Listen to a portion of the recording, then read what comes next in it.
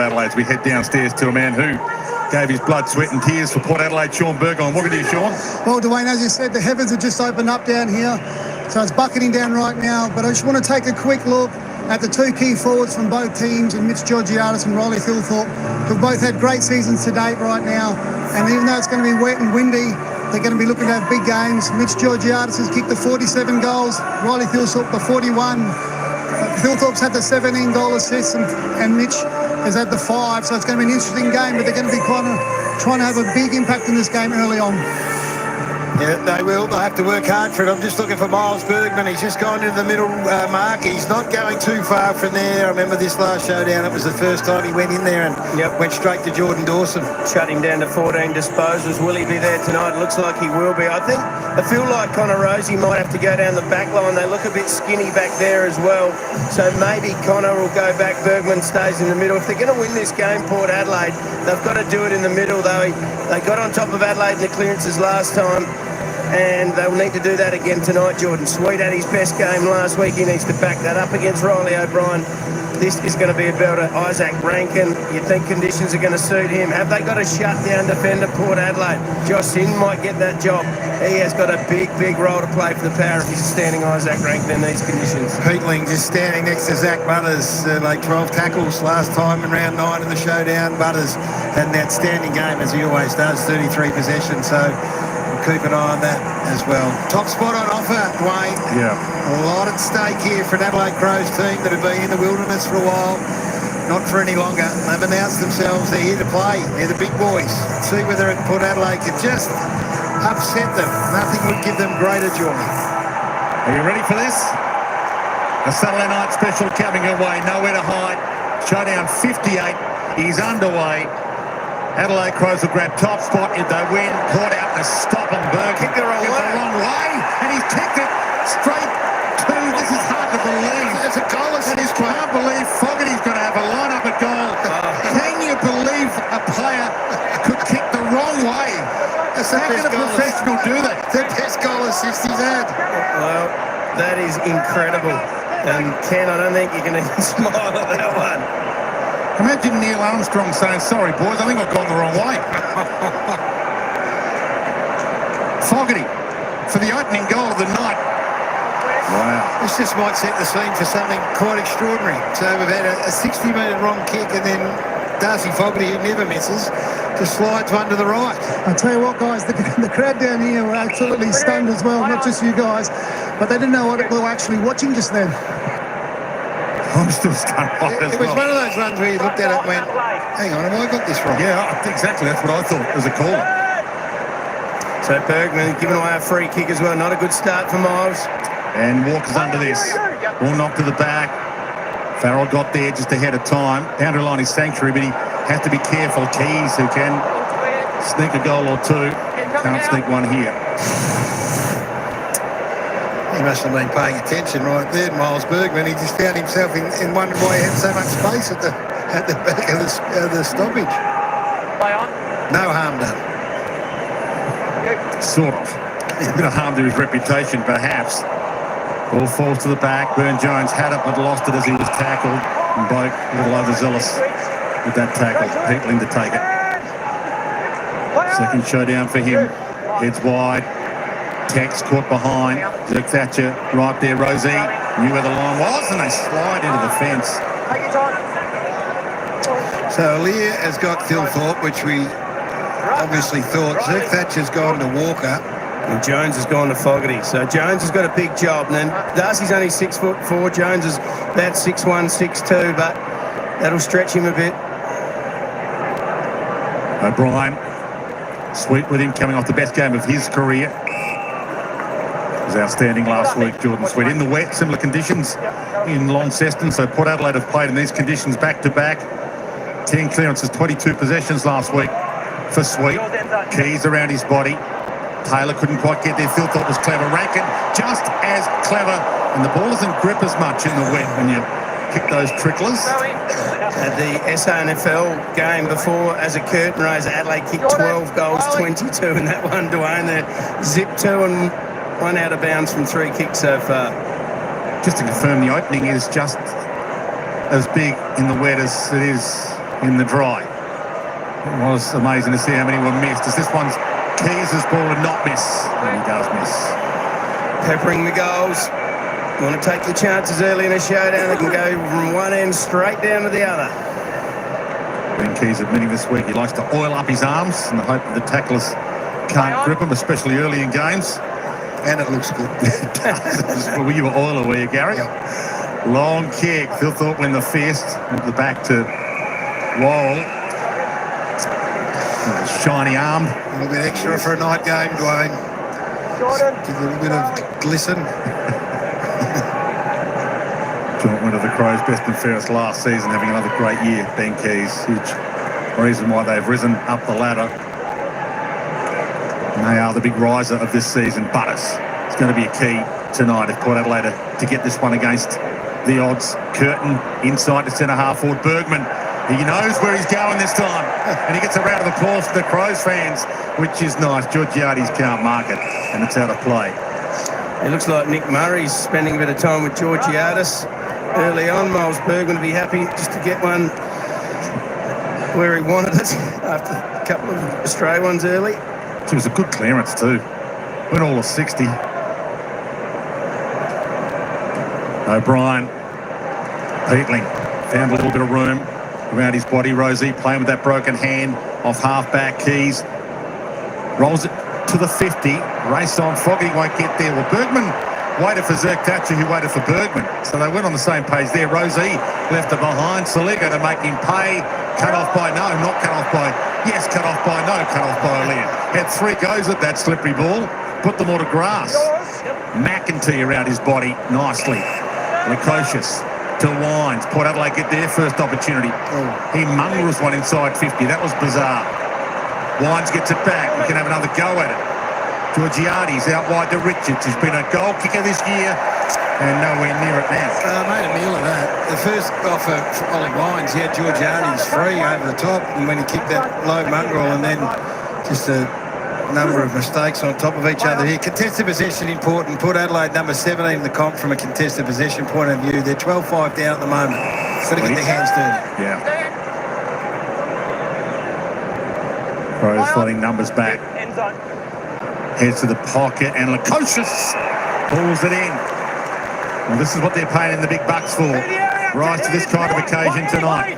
Yeah, absolutely. It's been a bit of a one-trick pony, that forward line with Georgiades for most of the year, but Lukosius up there spreads the options and makes it a lot more difficult to defend. They spent this year's first round pick on him, Jack Lukosius, which might end up pick 7 or 8, and he misses. He'll be filthy with that one. A player of his ability, he should kick that 9 times out of 10. We said that a bit with Jack Lukosius. Can be hot and cold. The difference between his best and his worst can be North and South Pole. Phil Thorpe got there ahead of time. Ahead of Aaliyah with ease. Little double-handed bounce. Dawson toward half forward. Hedler went to the deck. Keys played for the high and got it. Yeah, I think it was there, Dwayne, for sure. Yeah. Play on. Goes end zone. Top of the square. O'Brien's there. Walker's there. Walker went for it when he looked around to see O'Brien wasn't.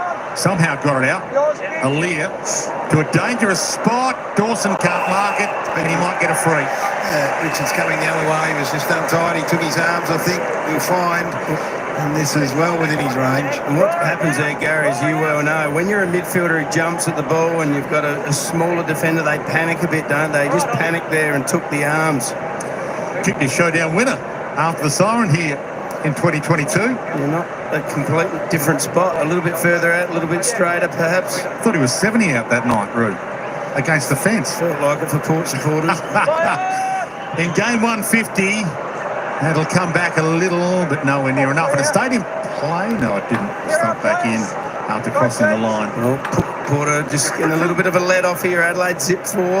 Yeah, but they've been tied 5 times and scored 4 points. So that is the concern for Port Adelaide at the moment, is how easily they're getting in, and when they get in, they're scoring. Outside 5. Their back line just is going to have a big night to hold up Adelaide's forwards. Sin wide. Play on. Ball flicked to the back, and it will carry to the back. Slippery ball, Laird hammers it. Rosie drops it. The captain has to try and mop up his mess. Rankin got a toe on it. Zerk Thatcher Well, how's the umpire going to read that? Is it insufficient intent?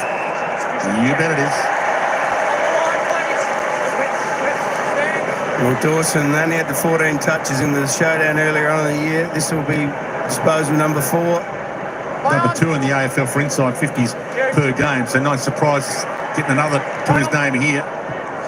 Farrell outside of his boot. Nice mark again from Lukosius. Comes down to do the job. Burn Jones, his target. Miller right with him. Did well. He engaged and then he took the mark. Did Miller. So this switch kick, it's going to be a little bit more dangerous in the wet. The heavy rain has stopped. Cook is back into the lineup for Adelaide tonight. Heads wide. Off hands. O'Brien, he's got some space. The big guy. Some poetry in slow motion from him to Philthorpe. Short, Sin. Drops it. Trouble. Flicks it. And again, Lukosius lending a hand to kick it to where he'd like to be.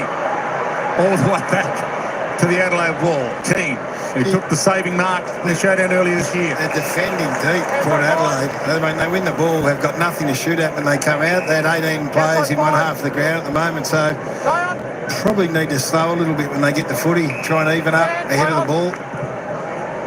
So the switch is on. Bettling over the head of Michael Annie. Go get that. Riley O'Brien is obviously going back with Jordan Sweet and just getting up and giving him an option to try and drag Sweet out of the back line. He wants to go back and help the defenders. Lear outread the lot on there. That was a nice grab. He's 5th in the AFL this year for intercept marks. Lear. So again, 17 Port Adelaide players in one half of the ground here, all 18 now. So Ken's content to have this in some sort of congestion. That's a bit too wide for everyone. It's on the full. So this is a game plan that Ken's come up with for tonight. They played in bucketing rain last week in Launceston. Looks like it. Looks like they are just pushing hard, trying to help out, clog up the holes. We know how potent this Adelaide forward line is. Mark spoke about the fact that they've had to drag Sweet out, but gee, they've got some numbers down there. Farrell should get there, cut it off. Umpire said play on because he juggled it across the line. And there's a few umpires in the crowd just confirming it. Yeah, inside 50s now 10-2. You don't want Port Adelaide, don't want that to keep going. We've got away with it so far with the inaccurate kicking, but that won't happen all night. Things just settling at the moment. Neither ruckman could get a piece of it off the throw in. Opens up to Neil Bullen. Had a great game last week, and they will roll, skip, tumble, and slide. Alex Neil Bullen gets the opener. Adelaide very good at turning the ball over. They score better than anyone with intercept scores as well, but they turn the ball over already tonight in their forward half. 8 intercepts to Port Adelaide's 2, so they're very good on the ground. Blokes like Neil Bullen, Keys, Rankin when he's up there. 3 goals last week, 11 scorer involvements last week as well, 31 disposals. He was on fire. It's a great pick-up. Melbourne knew what they were losing. Adelaide knew what they were getting. No question about that. This man had arguably one of his best games last week. He's a heart and soul player. He's brought plenty to the Adelaide Footy Club, both on and off the ground. Look at those numbers. You're producing those in round 19 of a team that's about to go maybe top of the ladder. And you made a good decision the off-season. Yeah, everyone says he reads the play well. He probably read it as best as he could last off-season when he left the SS Minnow to come and play for the Fair Star. They're going to be top of the Pops Adelaide tonight if they win this. Crows will take over top spot with a win. Yeah, the Brisbane Lions getting a bit of a whacking today for the Gold Coast Suns. Leaves the top 2 spot very much up for grabs. Philthorpe. And the free kick. Sligo didn't have it. Bergman. It's Bergman again. Sligo been very good the last couple of weeks. So Port trying to shut down the big guns in the midfield for Adelaide. And he is a showdown medal winner, so he can play on big occasions, as can the Texan, who threw that away, got away with it. Look, throw it from here. Fogarty. What was he doing? Taylor. Dawson. In game 150, floats it high. Philthorpe under it. Can't mark it. The Crummers. Burgoyne goes off the carpet. Gets it away from the goal mouth at least, and the big slide tackle takes Richards across the line. Is this what they talk about when they talk about a crow throw? Have a look at this from the Texan. Oh, no! Yes. Good Mate, up. take it all back. Good umpiring. Take it all back. Well done, that up. Back into play. Lord, Phil Thorpe, Keys on the boot. You cannot give him an inch. Two goal kickers, so they're two hard-working half forwards. You know, they've got big men that can mark the footy inside forward 50. You know, they've got the class and X factors in Rankin and Rochelle, but to be able to have these hard workers in Keys and Neil Bullen hit the scoreboard as well, it's just such a bonus. And if a forward 50 stoppage goals are worth their weight in gold. So they've started beautifully here. They've got field position, 11 inside 50s to 2. They've scored 6 times. Started well, the Crows. Yeah, they're all over him here. Adelaide 20-10 in the contested possessions. Port Adelaide is 17th in the competition for contested possessions. Have a look at that as well. Score efficiency when the Crows go inside the forward 50, second best in the competition. And they're certainly scoring again tonight. So Lord went at Phil Thorpe and then went back at the ball. Claims he clipped the ball with his hand, but the umpire said no, you didn't. Hinge, who was over with the medical staff all week, has been able to recover from that hip issue. Fogarty run down by Rosie. He kicked it into his backside as opposed to his forehead, which would hurt in these conditions. Berry back in for Port Adelaide. Couldn't kick it up and might get himself a free. Play on advantage. Cut off handball. That was brilliantly read. So Dawson got it from Hinge. All the way back to Laird. Mick Hinge, Adelaide. Hinge, Adelaide. Yeah. Well, they had field positions. Almost should have been the greater advantage was down the ground where the footy was. They've had to drag it back. But again, Port Adelaide go inside their front half one of the few times. Rush, a handball from Ollie Wines gets chopped off and now going back the other way. Bit of a panic with all the field position for Adelaide. They're sending players back, but still got to have that balance to have someone to come out. Fogarty, well, he was paid the mark. The umpire blew the whistle and paid it and then screamed play on. Soligo caught. Phil Thorpe creeps away from Lord, sweeps a handball further forward. Well, there's no question about it that the Port Adelaide fans and Ken Hinkley will be disappointed with this start.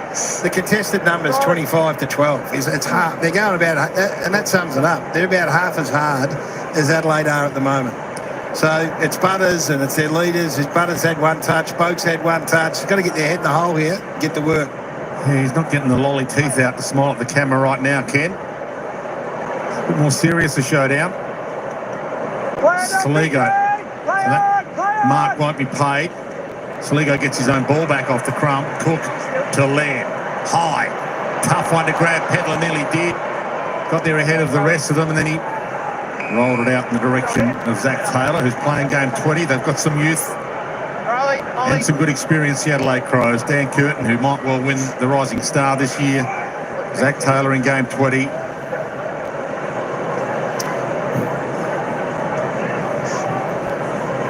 Might even have Worrell as a chance of being an All-Australian this year, and he hasn't even played 50 games yet. He's having an outstanding year, Josh Worrell. Thanks, Alex. Ollie, Just have a look at Adelaide behind the play. Very well set up. You can see they've got the anchor out the back just in case Port Adelaide get hold of it. He's got plenty on that, Phil Thorpe, and it's sailed into the post. Well, the saving grace is that damage hasn't been done on the scoreboard. They've kicked 2 goals 5 from their 13 entries. And Port have been inside 50 tries for a point. So the scoreboard doesn't reflect what's going on at the moment. And it's fined up a bit. In fact, they're still packed in like sardines behind that goal at the Cathedral end. Past the fingertips of Curtin, and they at least get field position. They've got the ball 80 from goal. Well, now I'd like to see them even up. This is the issue. Their closest forward to goal is Georgiades, who's 65 metres away. So a fast break here, they're going to want to go and kick in space. But at least they've got even numbers ahead of the ball finally here, Port Adelaide. Lord and Phil Thorpe again, the 2 second rucks. Both half missed it again. Richards hammers it. Gets it as far as he can. Lukosius couldn't mark it, and then Georgiades towed it off the deck. Here's Worrell, who I was speaking of, having an outstanding year. Picked it up, got it to Laird. And they should be out. Keane looks inside. He's got Miller up. Ducked out of a jam, ducked out of 2 tackles, gave it back to Keane. Fogarty bumped out of it. No mark to Rosie. He's fumbled another one, then he's wrapped up with a blanket on in these cold conditions. That exit though was too easy, Dwayne. You called it beautifully. Like, you thought they were going to get tackled. You thought there was going to be some pressure, but they still were able to find their way through. Down again towards the boundary line. Kicked off the deck by Butters through the arms of Lord. Keane, Butters, he'll like these conditions. Barrels his way through them again, gets it inside 50. Ball skips to the back. Worrell get there first. Have the handball up. It was quick-handed. Geez, they're well organised down there. They're well organised and also really in control, aren't they? Just keeping the ball on the body at this stage. Always helps when you have the extra player back there. And their hands are cleaner. Dawson. Good one grab mark. Been too slippery for many others. Sends it in the Walker direction. Zerktatcher with him, and Walker has kicked more showdown goals than any other player in showdown history. 53 of them. Don't bump in the back. Did well there. Form still. Did well there, Zerktatcher. 1-on-1 with the big Texan. It'll be a big duel tonight. Still thought after that stint in the ruck, coming off to have a rest. Lyons caught immediately. Shoots it back out in the Drew direction. Was Rankin's hands on the ball? Can't do that. That was Willem Drew there. Just when you've got your hands down there, you can't be swinging a boot through like that. Yours. Rankin pulls the kick to Walker. He loves showdowns, does Tex. I wouldn't mind delivery like that either, Dwayne. I reckon we could all get a kick if we were down there with a delivery like that. That was absolutely beautiful. Let's have a look what he got the free for. Kick over the ball. You basically have to have your hands on the ball to get a kicking in danger free these days. So it was there. Yeah, he can sort of push his boot at the ball and push the ball along with boot. You can't take a swing at it like that. And then the kick, there's nothing that Elia could do about that. 53 goals, 24 in showdowns. He's normally a bit more accurate than that. He's also joint hold of the record for the most goals in a showdown, 7.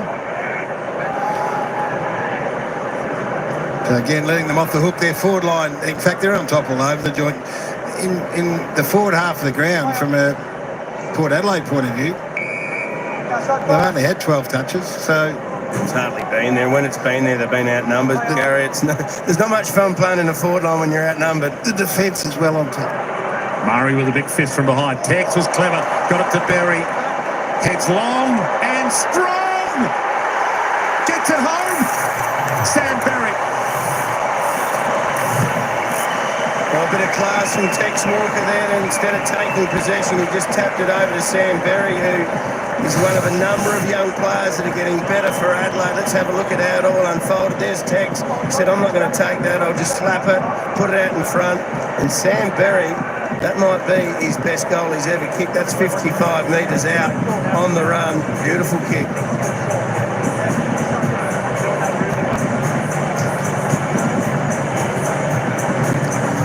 Well, Port Adelaide, very, very lucky that Adelaide aren't kicking even straighter than what they are. This is 9 scoring shots to 1. It's 15 inside 50s to 4. It's 42 uncontested possessions to 16. 34 contested to 16. It's plus 18. They're on track for a world record if they keep the contested possessions up here, Port. Saligo hunts this through with him. Goes harder. Does well. Saligo keeps that in the area. Peatling dropped into a high. Was clever. He does drop a little bit at times, Peatling. He's one of a number of players in the AFL that do it. Have to be careful, but he certainly got the free there. But it's a touchy one, that one, Gaz, isn't it? Should you, if you know that they're dropping, should it be prior opportunity? Walker through his hands. Dawson couldn't. Zerktatcher can. Rosie, look away. Heads out to Evans, but that kick under pressure. Burgoyne mops that little mess up to Butters, to Rosie. See if their two superstars can generate a score here against the run of play. But it's not working hard enough to get too far up the ground, their forwards. And I know you talk about outnumber. They had even numbers then, but just got beaten back. So they're not working. They might think they're working hard enough, they're getting too high up and not getting back with their Adelaide defenders at all. So they've just been dominated in their front half. You're right, Gary. You can notice it at ground level. The Adelaide Crows, the wingers and their on ballers are getting back to give the +1, +2 at the next contest, and they're just outnumbering, and then they're building it up with ease. O'Brien started a long way behind Sweet and cut him down late. Good tackle laid by the big boy. 79 disposals to 40. Adelaide just well on top in every part of the game. Butters gets one high this time. Stand. Stay clear. Play on. Again, pressurised on the kick, but he found Drew. It was good though. The man on the mark there was aware that Butters wanted to go. Put him under some pressure. Georgiades or Lord. Lord got up there, got fingertips to it, hinge at the back. Until he gave that to me to take out. One area we said pre-game that Port Adelaide need to get on top is the midfield in the clearances. We'll have a look at last time. It was +27. Like, that's their best result since the last century. Tonight already it's 12 for the clearances in favour of Adelaide. They can't afford that, Port. They need to get right on top in that area, because that's the area where they've got a chance to beat Adelaide. They've got some superstars in that midfield area. Sweet played his best game last week. They need to turn it around to get back into the contest. Richard out of the air, but he gives it away to Soligo. Slips on the back pedal. Drew got it, dropped it. Worrell hammers it away. Gets as much distance on it as possible. Players out there, so it won't be insufficient intent. Now 13 for the clearances. They've got to just toughen up around the contest here, Port Adelaide. Win some clearance, win some contested possession. When you do that, you get the ball into your forward line a lot quicker. It doesn't give Adelaide a chance to get set, doesn't give them a chance to get the spare behind as well. So they need to just get a bit stronger. O'Brien's free. Saw the fans in the grandstands. They had jammed in. They've toughened up. The fans, they've come for this one. Tex can't mark it.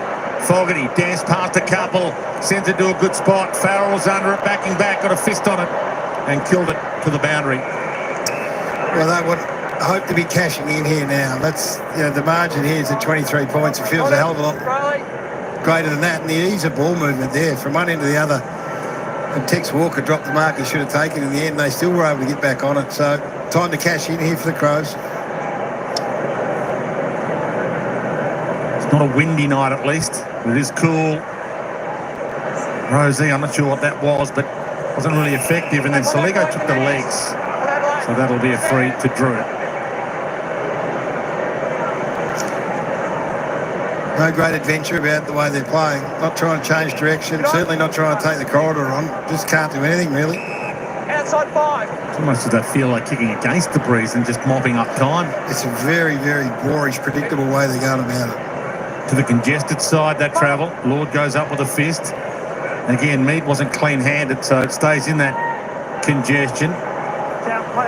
O'Brien happy to get down and dirty, peetling tough in the clenches. It'll tow out of the area to Lord. Spins, goes, kicks it into space. Burne-Jones, again, couldn't handle it first time. Burgoyne does. To Butters. Runs a little U-turn. Sends it inside 50. The fists come. Plenty of them trying to get it away. Tex comes down the lender hand. Is he lost? Feet out. He might get dizzy. He's too high up. Neil Bullen dragged down. Miller gets it away. Elia to stop the rot. Well, he's on his own because Tex is higher up the ground, I think. Play on. Time to go. And does go. Nearly hits the roof. Big flies go up. Georgiades can't mark it. Almost the crumb and goal. Mead had a second hack at it and got it there. It doesn't matter how, just matters how many.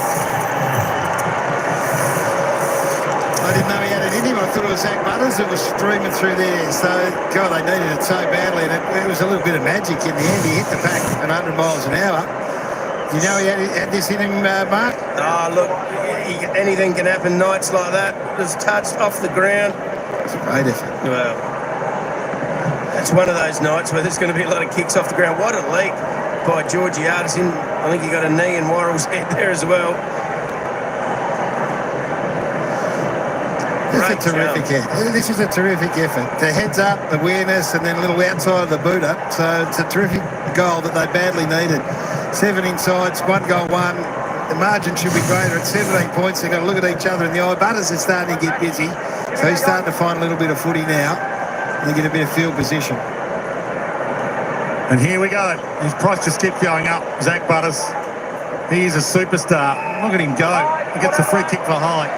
Yeah, he's the one that's just starting to set him up a bit. They get a bit of field position now.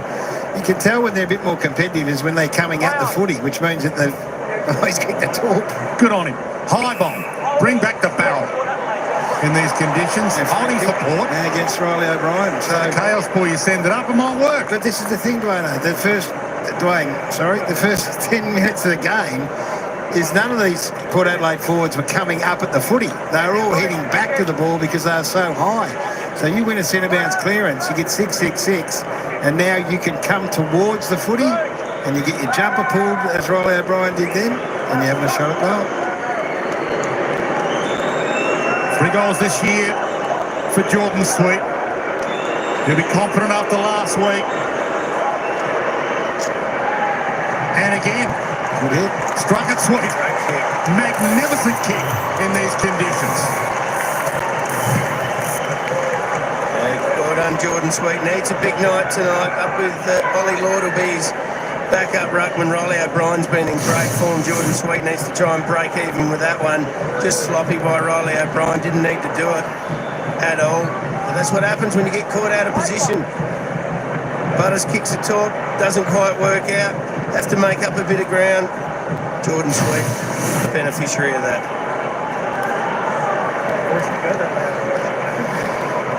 Had a good outing last week against the Hawks. He gets some confidence from that.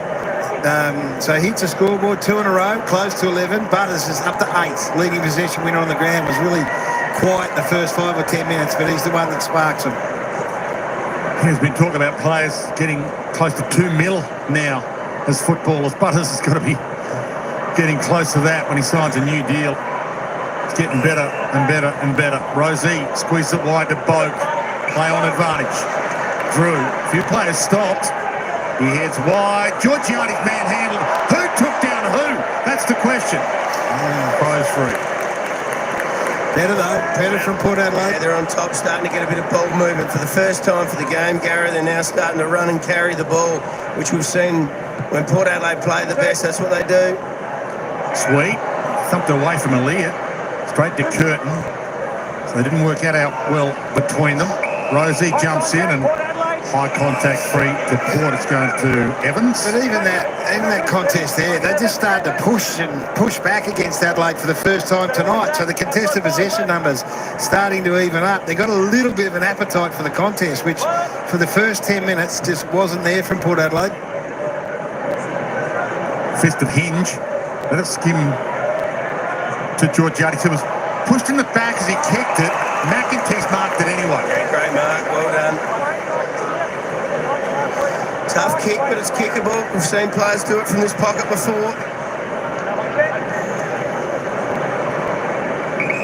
Bit of a surprise, McIntyre coming into the side, but conditions do suit him. Hard worker. Can play a defensive role if he needs to.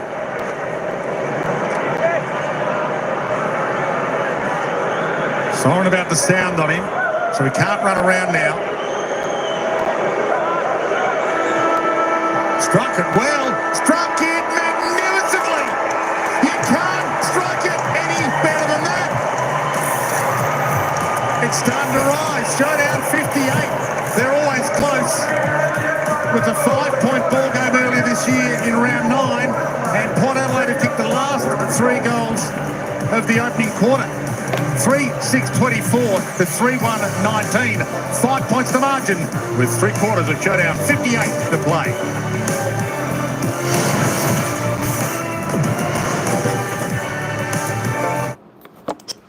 All right, folks, there we go. It's quarter time. Adelaide Crows are clinging on to a 5-point lead. 3-6-24. The Crows, Port Adelaide 3-1-19. Tell you what, Adelaide Crows probably should have been further front. 9 scoring shots to 4 in the opening term We've got a ring-a-ding-ding game on our hands here. The derby over there in Adelaide. I tell you what, who's going to win? Can Port Adelaide, be the fly in the ointment to Adelaide's chance of climbing the ladder and going second on the ladder? There we go. Ryan says the Cats, Geelong 70, leading North Melbourne 15 points. Wow, I tell you what. They're doing a number down there at the Cattery. Hey, Albert, Robin, how you doing? Northside Hawk, good to see you. Addy G in the house. What's happening? All right, I tell you what, before we go any further, let's just have a look at the ins, because we didn't get to the ins and outs. For Adelaide, not many, there's only one change. Braden Cook coming in. Isaac Cumming is the one going out. Chance Jones is the sub. Of course, we've got two milestone games for the Adelaide Crows. Mark Keane, 50th game, well done. And of course, Jordan Dawson, 150th game this evening. What a game to play your 150 milestone games in the clash, the derby over there. Fantastic. Of course, for Port Adelaide, Connor Rose back into the side, Jed McEntee and Joe Berry back in the side. Going out, Manny Liddy, Will Lorenz and Dylan Williams going out. Hugh Jackson is the sub for Port Adelaide tonight. And there is your team, folks. There's your team lineup. So let's go and have a look at some of the stats, goal scorers in this game. Just before we go any further, let's just stick... oh my gosh, we don't want to see that. That's the live ladder. There we go. Let's look at the ladder. Adelaide Crows coming into this game, one game behind Collingwood. If they win the Crows, they'll go on top of the ladder. And, of course, Port Adelaide down there in 11th. They're out of the finals race. They're on 32 points. There we go. There's 4 games out of the top 8. But if we turn the live ladder on for the Adelaide Crows supporters, you'll be on top of the ladder if you win tonight. So we're going Port Adelaide. Come on, Port Adelaide. And, of course, Geelong. Going well down there, the live ladder. They'll jump up in the 4th spot with victory over North Melbourne. So that is the live ladder. We want to see the live ladder when North Melbourne are in front. What am I doing? Goal scorers so far in the match for Port Adelaide. There we go. Sweet, Mead, McIntyre. For Adelaide, Alex Neil-Bullen, Ben Key, Sam Berry are your goal scorers there. You put $20 on Port on you. Hey, what odds were Port Adelaide? That would have been reasonably good odds, wouldn't they? Disposal getter, Jordan Dawson tops the table with 9. No double digits at the moment there. Ollie Wines and Rose on 8 was Zach Butters. There we go. Wayne Miller on 7 with Rory Laird. $4. That's not a bad price. So you never know. Let's cheer on Port Adelaide. For Addy G to win $80, and you never know, he might even drop a super chat. That'd be all right. Sana Taylor Tex Walker, just the 4 disposals, just the 1 kick, 1 behind. That's all he's got so far. Who else we got down there? Because the players are back out, and we're going to be with them in just a moment. Jess Burgoyne 3. Alir just with a 3 kicks. That sounds good. Come on, Port. Let's cheer the Port, everyone. Let's cheer Port. Travis Boak just with the 2 touches. Sam Berry, two touches, 2 kicks. Kicked that sausage roll. I was actually trying to look. Did I have a look at... I had a look at Tex Walker. I was going to have a look for him, didn't I? Anyway, we'll have a bit more of a look. I said Tex, 4 touches, 1 kick, 1 behind. There we go. We're going to roll that back up there, and we're going to head back down to the ground. They'll take us into the action for the second quarter, where it's the Crows by 5 points. Hey, come on, Port. Let's go. As well as the clearances. They were -9 for the quarter, but the last 10 minutes they were -1. So they started to get their hands on the ball in and around the contest. Disappointing openings, no question. It was soft. I have to say, the first 10 minutes was soft from a Port Adelaide point of view, and then the man that you'd expect to be right in the middle of it got to work, and that was Zach Butters. He only had 1 possession whilst they were mucking around for that first 10 minutes. He's ended up having a big impact in that second half of the quarter. 2:39 the pressure in the last 10 minutes, Mark. Adelaide didn't take a mark in the last 10 minutes of footy. No, Port Adelaide's pressure went through the roof. It was non-existent early, but they're up to 240 for the last part of the game. If you put pressure on the opposition at that rate, you're going to cause turnovers and you're going to score just like Port Adelaide did with 3 late goals. surprise, surprise, we've got a close one in the showdown. Yeah, and it's hosing down. So, you know, if you come with that mentality that they did, and this take nothing away from Adelaide, they were absolutely on where you want them to be. But if you don't come with the mentality that you're going to have to work for every kick tonight in these conditions, you get what Port Adelaide got in the first half of the quarter. The Crows get the opening 3 goals of the game. Port have kicked the 3 since, and Butters is fighting He's harder than ever. He's an extraordinary footballer, that bloke. He is to Farrell, who's dumped as he kicks it. Lord got up there. He was the flyer. Couldn't bring it down. Just hacked away into Thilthorpe's territory. He did pretty well knocking that to Rankin. That was very clever. 2 went to Thilthorpe and Rankin was free. And get in there. Jones could have taken the mark. Goes with a double fister. And gets it out of play. Could have taken the mark and could have taken him right out of it as well, but he wouldn't have been playing next week, but he might have affected the showdown. That was nearly a big collision. Wouldn't have happened in your day. Good to have 5-time showdown medalist Mark Rashido with us. Forward. Now I'm counting the Ramsgate. Oh. Butters got it from Boak. A little roll and a half forward. Lord got there, got a toe on it. Miller, Michaelani. Right spot, right time, Peatling. Peatling's on Butters too. He needs to tighten up. Saligo. Tex is under it. Thilthorpe was held by the jumper. Umpires didn't see it. A few in the crowd did. Dawson got up there early and he's pulled that down. No, he hasn't. Got away with one, right? Thilthorpe had 4 clearances in the first quarter, by the way. He did. You know, from a clearance domination point of view that was on early, and he had his jumper pulled here by Lear. I have missed one today, but I got that one. Port Adelaide kicking with the rain in this second term. Looks as if it's heading to the cathedral end. Bergman knows which way he's going, but he couldn't get there holding the ball. So free kick to Cook. Back in after concussion. Cook, he was pretty good 2 weeks ago, but had a big head clash. Had the week off.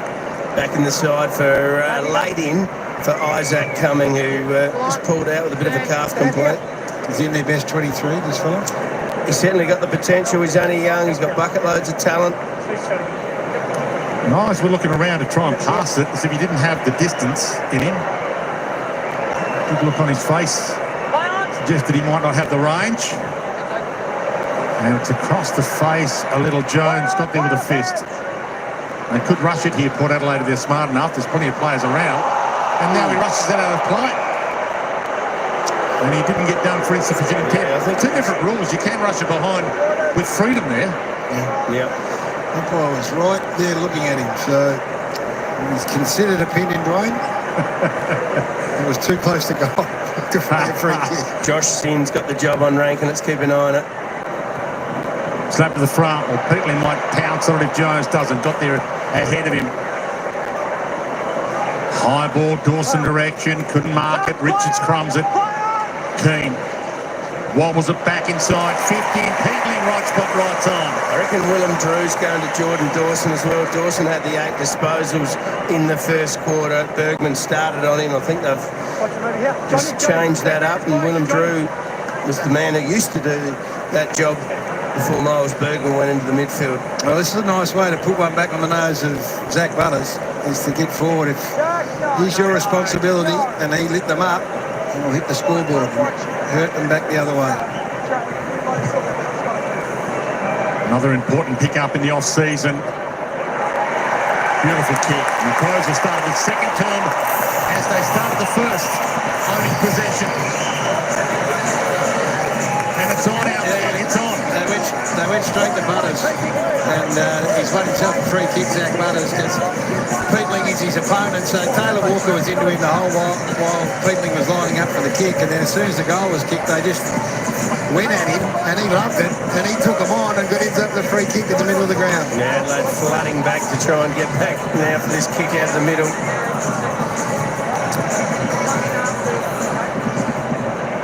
So don't you have to have 6, 6 and 6 to start? Don't you have to have 6, 6 and 6 to start with? Not if you have a free kick, is it? Free kick out of the middle. That's my understanding. Yeah. Really?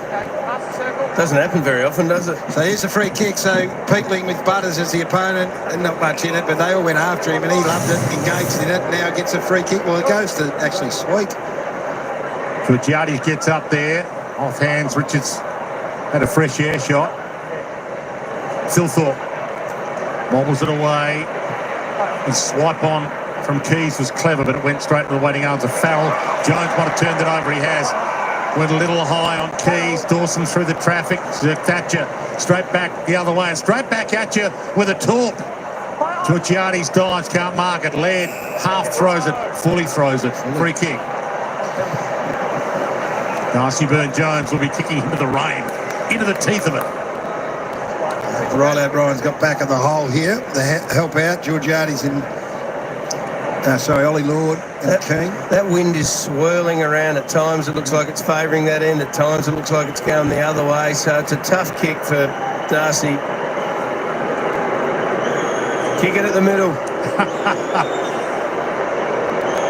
Old school instruction.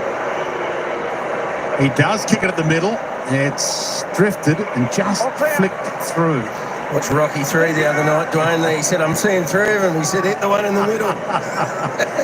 Well, the Malcolm Dwight rule would have been kick it to the near side because you don't have the distance to kick it to the middle in your kick. Metre inside the right post. Yeah, because you can't kick it that far if you want to kick it through the middle. Down the middle they go this time. That's a beautiful bomb, although Zerk Thatcher saw it hold up in the breeze.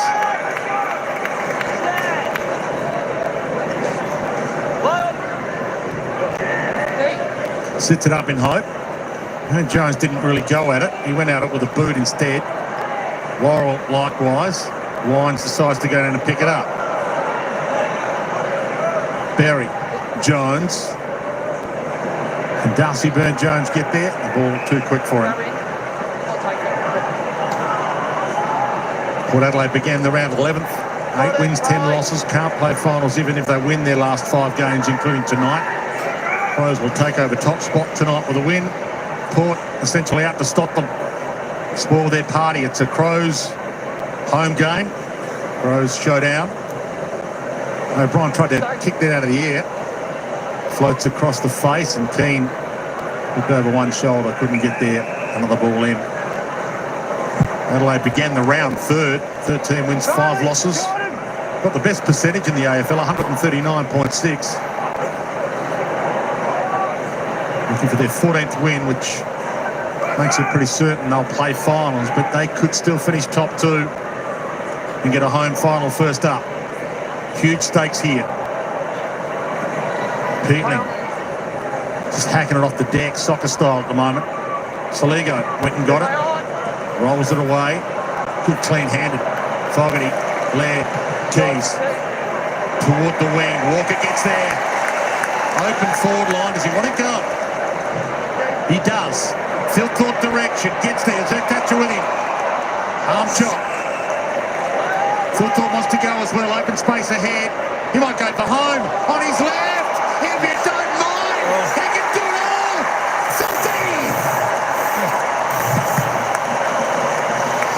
Saw Sam Darcy do some stuff last night where you just sort of shake your head and go, 210 centimetre bloke's not supposed to be able to do that. That was exquisite from Riley Thilthorpe, who's actually going step for step with Darcy is the most exciting big man in the competition. The skill required here is quite exceptional. He sums it up. Decision making comes into this as well, not just skill set. It's a good effort by the extra mark in between 2 players, and then everything that's involved here. Has there ever been 3 big men in one side that can kick both feet like these guys? Darcy Fogarty very good on his left. Tex Walker exceptional on his left. And Riley Thilthorpe putting his name in the same conversation with that left footer there. It's just sums up situations so well and then executes. Could be an All-Australian key forward contender with a big finish to the season. That's well, he's number 4 in the AFL for marks inside 50. He's getting it done in multiple ways, Riley Thilthorpe. It won't be a marking kind of night tonight, but he's up there with the best in the comp. 6th in the Coleman race. From the scramble here, Burgoyne wobbles it. Berry got up just in time. Michael Annie, Curtin with that core strength. Burgoyne trying to duck out the back door. Berry caught. Wrapped up by Neil Bullen. Berry's out there, of course. Joe for Port Adelaide, Sam for the Crows. Great work by Alex Neil-Bullen, doing what he does best, the 1%ers. And plays 200th game. Alex Neil-Bullen in the finals. And a fantastic pickup. The big stage, something he's been in before. Second showdown for him. And some big games for Melbourne. The sweep out to Keane. O'Brien couldn't mark it. Wines did, gave it up to Sweet, he dropped it. And here goes your favourite for the rising star. Curtain wide towards Phil Thorpe, skims off the deck, rolls toward the boundary and get a ball in. Clearance numbers look better from a Port Adelaide point of view. Butters again leading that, he's had 4. So 16-12 was ugly early.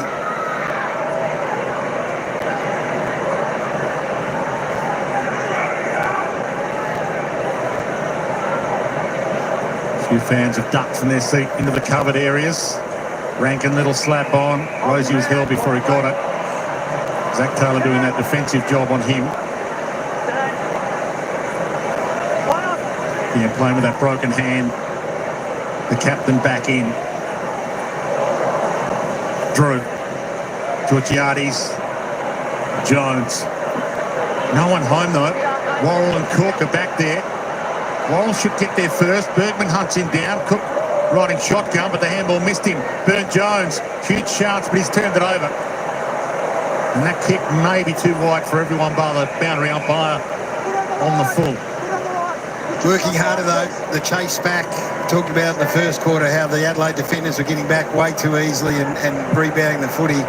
The chase was much more aggressive there. Pressure's better in their front half, Port Adelaide. And Port Adelaide winning the clearance is 7-1 in the second quarter. Great turnaround by them. Exactly what they needed to do to get into the game. Drew gave it to Keys. Jones put his hands free. Richards caught by Laird immediately. Coming down heavier now. Well, everyone's within a kick of the ball now, Dwayne, so that gives you an idea of what we've got here. Everyone is close enough to be one kick away, so it's hard work now. Like a kid's game at the moment. Bergman, his kick hunted down and everyone around it like flies on blood.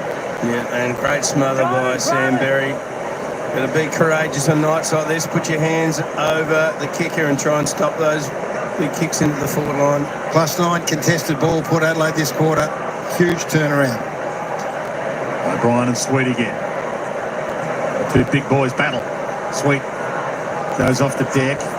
Drew hammers it further on. Got it through the traffic. Lukosius tried to be slick-handed. McEntee caught immediately. Well, that is huge. +9 contested possessions for Port Adelaide. They're the 17th best side in the competition for contested possessions. If they can keep that up, they're a chance to win the game. Butters over his head to keep him in play. Umpire said not 15, so Laird about to be jumped on.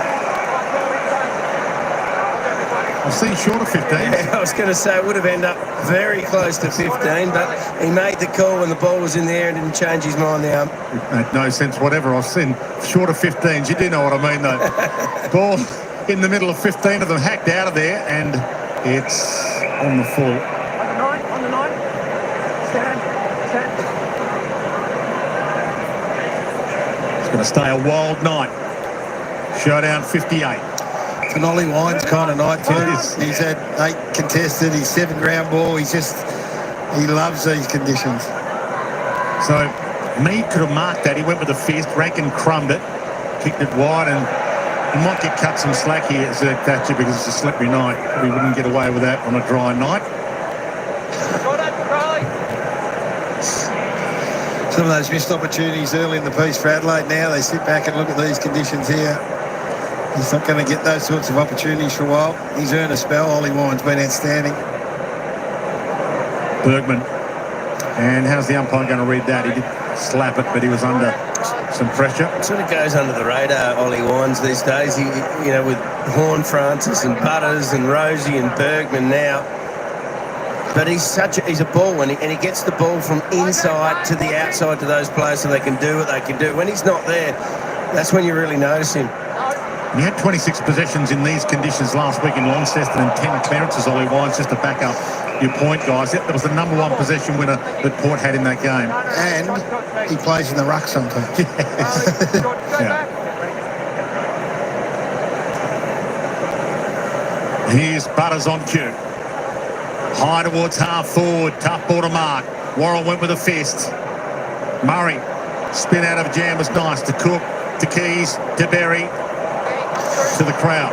Just if you want to watch someone, he's not being tagged so much, Jack Butters, because he can't.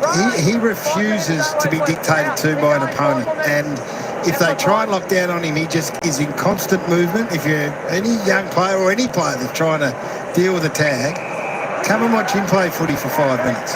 Yeah, and it's like when you're a defender on a forward, Gary. The hardest forwards to stand are the ones that don't sit still. They keep on the move.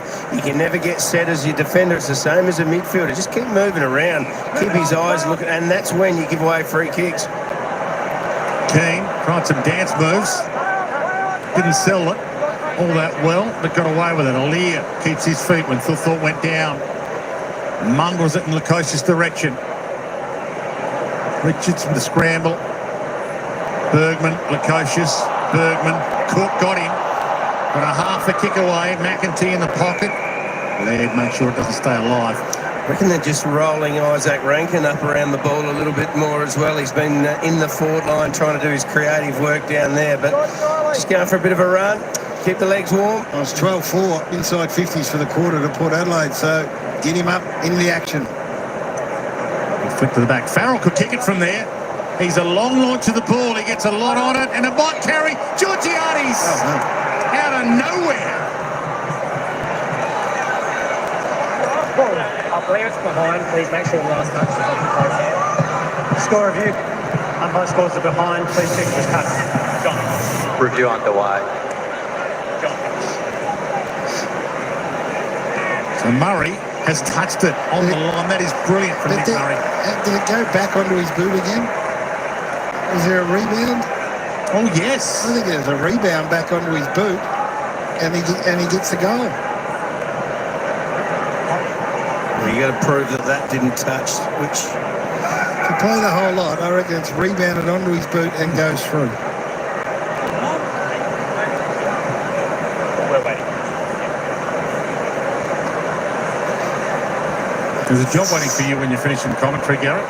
Well, there'd be worse job. Oh, would there be? I think there's a chance here. I think the rebound onto the boot is going to get him home. Tough one, isn't it? It definitely went back. Did it go back again? It did go back, and I reckon it's cleared his arm the second back time. to back. There, over, goal, bang. Is that enough evidence to overturn the decision of a behind? They're definitely thinking about it. The lower it goes, longer it goes, the more you'd think it could be a turnover here. And if it's a goal, it's amazing. It's one of the more amazing goals. Showdowns often come down to one kick. Is this going to be one of those kicks? Greg Swan, he'd be just having conniption at the moment. The length of quarter just blowing out with the long score review. Well, chipping ball technology would help with this as well, because there were spikes. There is insufficient evidence to determine goal line. Decision on the scoreboard. Nearly, Gary. He nearly got it. I think he's stiff, but I don't blame him. And that's just super crucial. The goal umpire's first decision plays such a pivotal role in those moments. If he calls it a goal, that's a goal. Miller wide. Play continues. Is that going to be something that's looked back on at the end of this game? Probably, Dwayne. It's a fair chance it's going to go down the wire. Well, chipping ball technology will actually be able to show us a spike for every touch of anything. Fingertip, boot, hand, bounce on the ground. So that's the next advancement. They're trialling it in the AFLW. Didn't like it enough from its trials in last AFLW season to bring it into the AFL season this year. Back into play. Thilthorpe. And he edges out Lord easily. Another clearance for the big fella. Fogarty playing in front. Goal square. It's long. Pedler's under it. Can't mark it. Ted's sticking out the back. It was just there for him. He found it like $50 in his suit pocket. Riley Thilthorpe is the leading clearance player on the ground, if you don't mind, along with Zach Butters. And he just done it again then. He just manhandled him in the ruck. And in these conditions, to be able to win a footy like that at a clearance. So it's still thought Fogarty, Walker, there's the big three. Right there. Can they stand up when it matters most in September? That's the question, but that's a pretty good sign.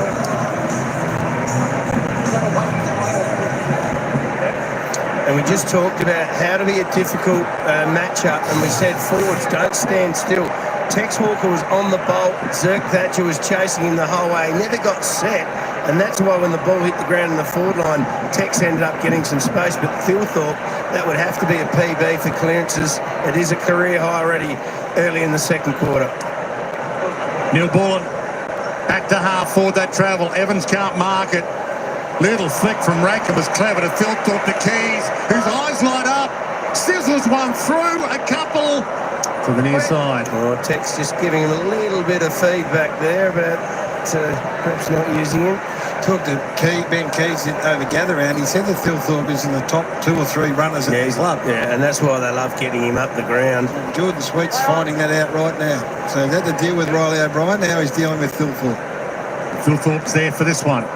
Sailed over his head so he couldn't trap it. Berry of the Port variety to Burgoyne. Players diving in. Pete Link again, getting down and dirty. He's going to have no skin on his knees at the end of this one. Flung out. Evans tried to squeeze it past Laird. Couldn't get it past him. Alear muscles out Fogarty. Talking about big fellas that can run. Dan Curtin at 197 ran the longest last week out of anyone on the ground. Or bump, maybe. Free kick. So Keane was bumped. Michael Lanny went down as well, but Keane was the man who took the majority of the contact. Neil Bullen gets some room to move. Lear's stalking this, and he might get another intercept mark. No, Fogarty went back against the grain and scoops it up, bumped out.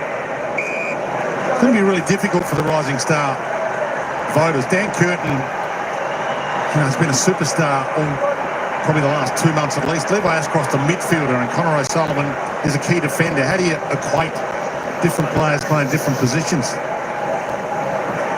We'll leave that up to the people who are voting. Not only that, Dwayne, but also who you're playing with. She's harder to play in some teams than other. Yeah, absolutely. So you're playing a poor side, and you're playing in the half-forward line, for instance. Trying to get a kick there might be 5 times harder than it is in a top side where you can run with freedom knowing that you're going to find the footy. So all those things hopefully are taken into account. Yeah, and big fellas up against little fellas, and they play better early.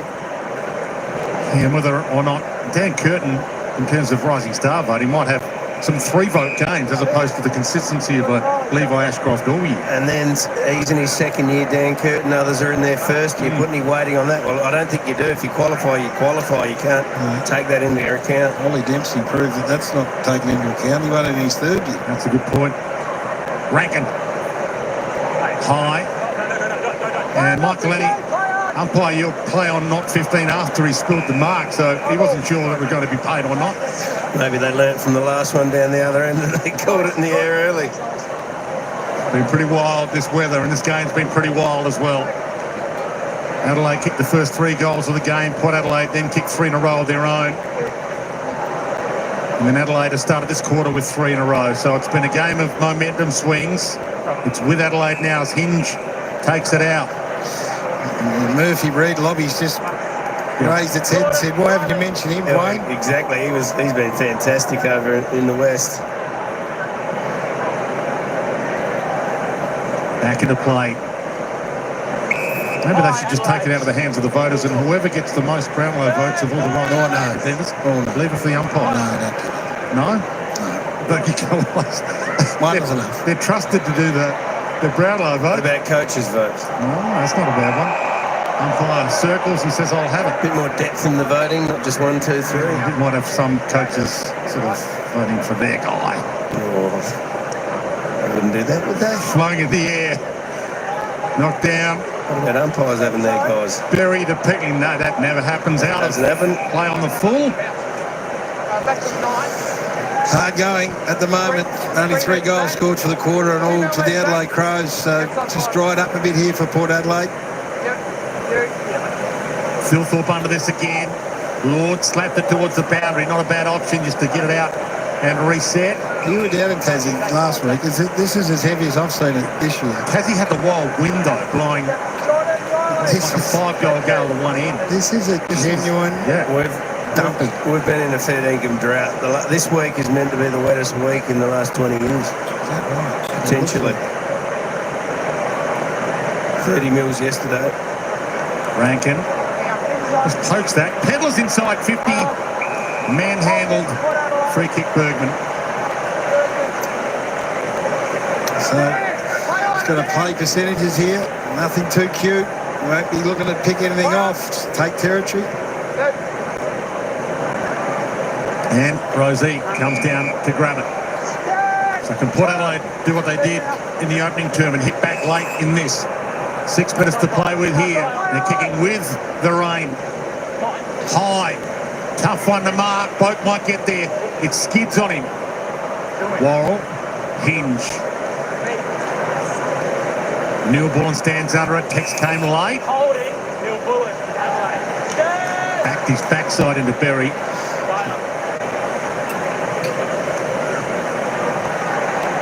Rankin had 3 to beat. Rosie, Jones, Sin, Phil Thorpe. He'll be patient there. Talk. He goes to the tumbler, and the chaos ball doesn't work mean again. Elects not to mark it. Back into the danger zone. Peedling! Make it his moment. Look, it's a taut night. You get an opportunity tonight. I don't think the taut's a bad idea because if you get onto it, it can go over the back. If you kick it up a mongrel, it can drop short as well. You just got to be prepared for it, for anything. So it is absolutely. Oh, no. You can hear it. I reckon that's a PB and how hard it's coming down. If you have a listen, you can hear the rain absolutely hosing. And what happens is that you still play at the same tempo, so what you find a couple of times now is that players can't recover their positions quick enough. So I can confirm, guys, it is absolutely pelting down. Get in the bunker. no, I'll head off in a minute, mate. Shawnee, you've got permission, man. Get out of there. It's the only job in football where there's no protection the boundary, right? I think we take a bit of joy out of it, don't we? Are you doing the hostings downstairs at half-time? No, I think we might be up the top. Okay, well, let's keep an eye on that. Miller tried to squeeze it out. Tough ball to win, slippery ball to win. Skids past a couple. They do say the good players even better in the wet though. Their skills shine there, clean-handed as shines. O'Brien wide, Rankin can't get near it. Throw it in.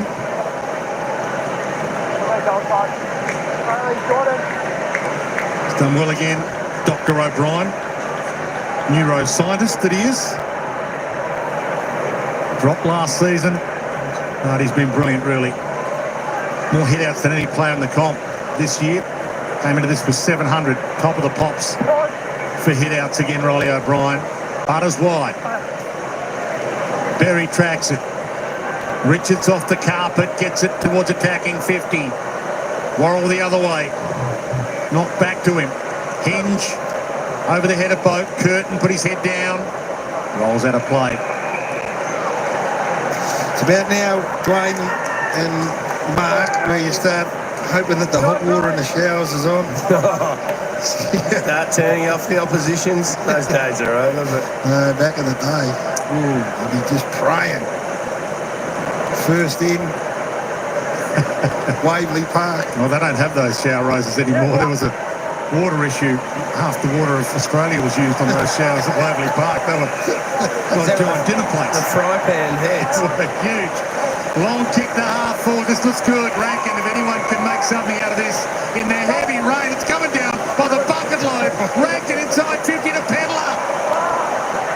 Couldn't mark it. How can you mark it in this? Yeah, that is an impossibility to be able to have that mark stuck in his hands there for Luke Pedlar. This has been solid rain for 5-10 minutes. It is amazing how hard it's coming down. In giant droplets. Ball not down towards a layer. High. They might shower over half-time this place. You'd think they put new jumpers, shorts and maybe new boots on. They're going to be soaking. Boat tries to get there, can't.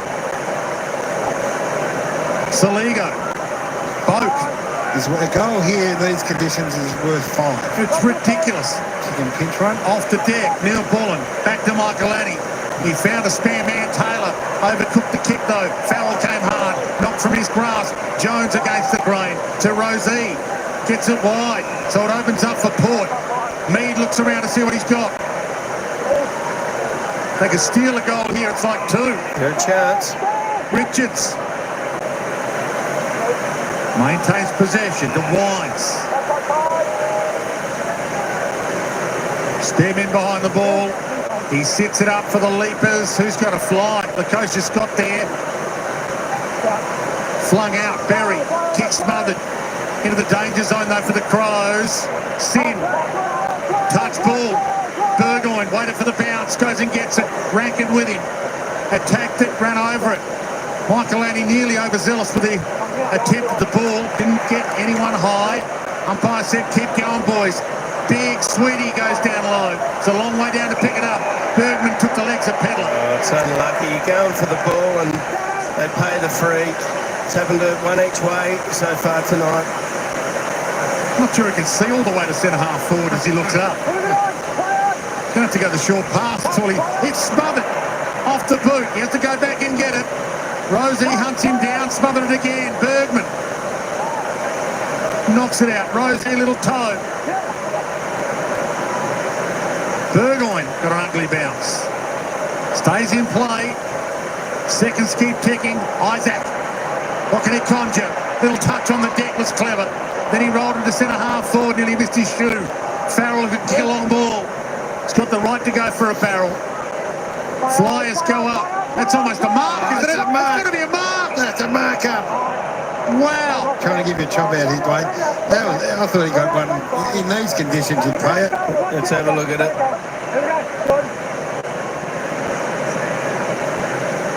Oh, yeah. Yeah, that's a mark.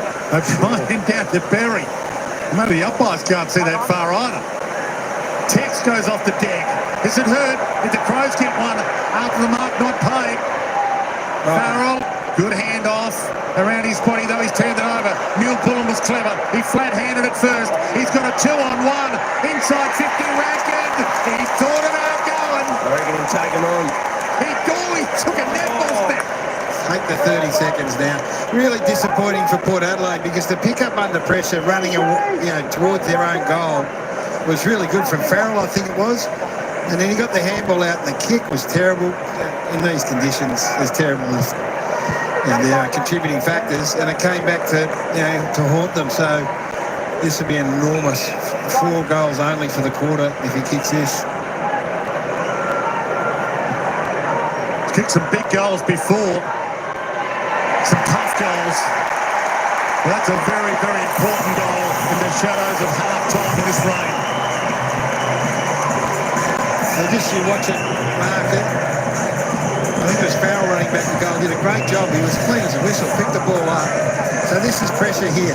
There's a lot of pressure. So he picks it up, gets the hand off, and then this kick here, it's either got to go boundary side or out the space and let you recover some ground. But he kicked it straight to the Adelaide player. Comes back over his head. So disappointing for Port. But good enough. Isaac Rankin wouldn't want it in anyone else's hands in these conditions. Seen the three-headed monster do some good stuff in the air, but Adelaide are the best side in the competition, turning the ball over in their forward half and scoring off the back of it. Good pressure from both Rankin and Neil Bullen. Tossed in the air. No bouncing tonight. Except Butters bouncing off a couple of tacklers. Gets it to Berry. Sin, he left it for Tex to go and get it. His man stayed down, so he stayed down. He dives in and gets the ball, and then Rankin. How's the umpire going to see that? Probably went as good as it could for Josh there, I think. Yeah, I think he got away with one. He tried to dive away from it and dived on it. 15 seconds, time enough for something crazy, maybe. Rosie stripped of it, Peedling wrapped him, kicked off the deck, a skimmer. Lukosius going to have to get this onto his boot. He does. The Lord, who gets it onto his boot, soccer style. Siren about to sound. Lukosius needed to hat that towards goal and just hope against hope. It is crazy. It's the wildest showdown ever. Showdown 58. Nowhere to hide. It's dirty, it's nasty. And hopefully it'll be close. 29 points to margin with a half to play. 7-8-50 to 3-3-21.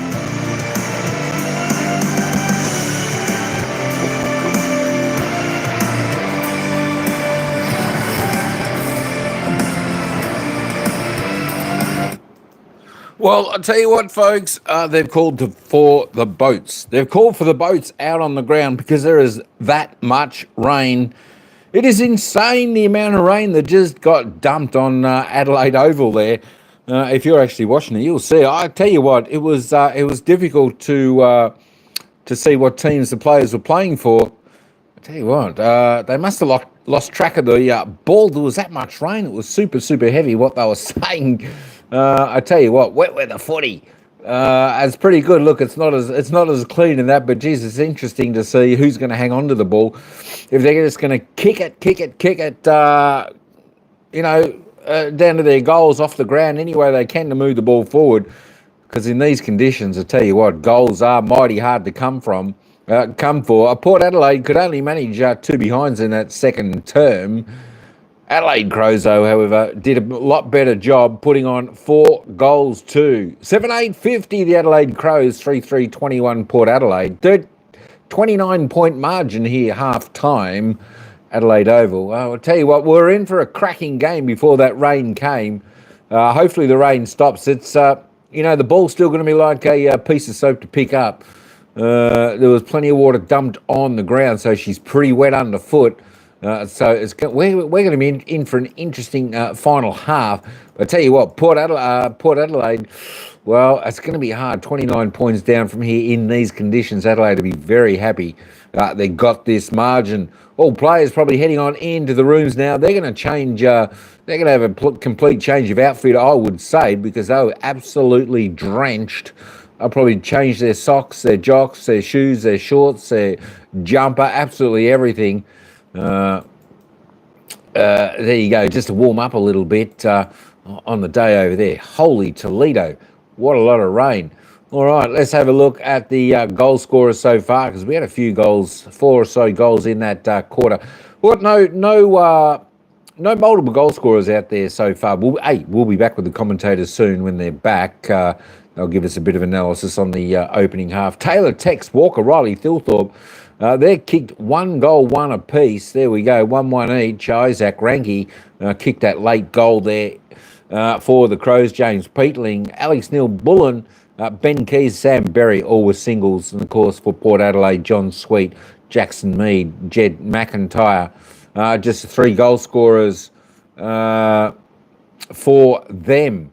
Let's have a look at the disposal getters. Zach Butters tops the table there with 16 for Port Adelaide. Top 3 all Port Adelaide. Kane Farrell, 15. Ollie Wines, 14. Tell you what, she's hard getting possessions out there as well. Riley Thilthorpe, there we go, the big man. He's doing a great job for the Adelaide Crows out there. 14 disposals, 6 clearances, 4 hit-outs, 1 goal, 1. He's having a ring-a-ding-ding game. Rory Laird on 12 with Mark Keane on 12. Connor Rose, next best for Port Adelaide on 14. Ranke with 11, all kicks. Well, it's not really a night for handballing folks out there tonight. You're going to miss your targets with a handball most likely unless they're within a metre or so. Kicking is definitely the way to go this evening. All right, let's just head back to the commentators for a moment. They'll give us a bit of analysis on the opening half. Hey, Tine, Shelty. Legendary moments, and we are at Adelaide Oval in the most extraordinary conditions. Maybe the season 2025, I'm not saying anything like it. Rudy said you've been in the drought. The drought's broken. The drougt's broken, and if Champion Data had a stat on the most kills in a quarter, well, I think they would have broken it there. Yeah, no, but they did well, the Adelaide Crows. They kicked out 4 goals for the quarter. They lead at half-time by 29 points after kicking the first 3 of the game. Put Adelaide hit back really hard at the back half of the first quarter, but it was all Adelaide in that second quarter. They've got 3 big key forwards who have been outstanding at various stages of their career. Thilthorpe, magnificent. Fogarty's been outstanding, and Tex Walker over the journey's been an unbelievable player. Are you going to be able to drive these three, or are these three going to be able to drive this side to where they need to go? There is debate about it. Yeah, there's been debate all year, but they've been doing it all year, and I think surely there's no doubters now because they've done it over a long period of time, and coming into this game tonight, you can see how they work. They keep their distance, and Port Adelaide haven't got the manpower to go with it. They've got the two tools. They've got Lockie Jones playing on one of the tools as well, and they always find someone who they can isolate and stretch. They're smart enough to get front spot. They're good on the ground. They're good on both feet. They're highly skilled big men. We said throughout that quarter, has there been three key forwards in the history of the game that all can kick both-sided like they can? I can't remember one. Riley Thilthorpe is the highest rated player on the ground. I think the fact is that they are multi-dimensional is why you're going to get away with it. So Thilthorpe goes into the ruck and becomes a threat because of his running capacity. We know that Tex Walker can play tall and small, and Fogarty also got that capability. So he's had an outstanding game. He's easily the highest rated player on the ground, and he adds to a forward half that not only can mark the footy, but they turn the footy over in the most dangerous part of the ground. Yeah, we said pre-game that Port Adelaide needed to win with their clearances. They got badly beaten in that first quarter. The second quarter, they were really good, but there's Texas Smarts there. A great kick from Berry from 55 metres. I mean, they missed so many goals in the first quarter, but they're a bit straight. I think they kicked 4-2 in the end. Just turning the ball over in their forward half and scoring off the back of it is what Adelaide are really good at. One of the problems with having three tools is you might not have the strength on the ground, but Adelaide has got great pressure in their forward half. I think anyone that goes down there knows their obligations are you've got to put pressure on, you've got to turn the footy over. Keys, Neil Bullen been outstanding in the turnover games, held sides in such good stead over the last 10 years. So these sides have all been contenders and all put a lot of weight on turning the footy over in the front half. From a Port Adelaide point of view, they gave up 4 goals in the quarter, so they've got to claw back 29 in conditions that continue to tumble down. It's going to be hard work. That man there, Zach Butters, was just purely outstanding. He had 7 clearances. In the end, he's the leading possession winner on the ground. Doesn't know how not to play a good game. No, he is a superstar of the competition. There's no doubt about it. Everyone would love to have Zach Butters in your side, whether it's wet, whether it's dry, no matter what. He just continues to try hard. He's got Peatling trying to nullify his influence, but no one can slow down Zach Butters. He's a star. Someone's got to go with him if they're going to get back into it. 29 points to margin at half-time in favour of the Crows. Stick around. Got something very special for you on the other side. We're here to celebrate a moment of pure desperation. A smother like no other. And who... All right, a smother like no other. There we go. All right, let's head back. Let's head back. There we go. To the player stats, and we'll just have a look at the team stats. We just about got through these, didn't we? I think just about. Riley O'Brien, 7. Next, Alex Neil Bullen, Mitch Hinge, Darcy Fogarty, all on 7. Darcy Fogarty's been a little bit quiet this evening. Probably a little bit struggling getting the ball delivered down there in these conditions. 7 touches, 5 kicks. Just the behind. Alirali, just the 7 touches for him. Also, Miss Georgiades, well, he hasn't had much of an opportunity, has he? Just the 6 disposals, 4 kicks, couple handballs, 1 behind for him. Normally he's on song to kick a few goals, but he certainly hasn't done that tonight so far. Darcy Byrne-Jones, just the 2 touches, 1 and 1.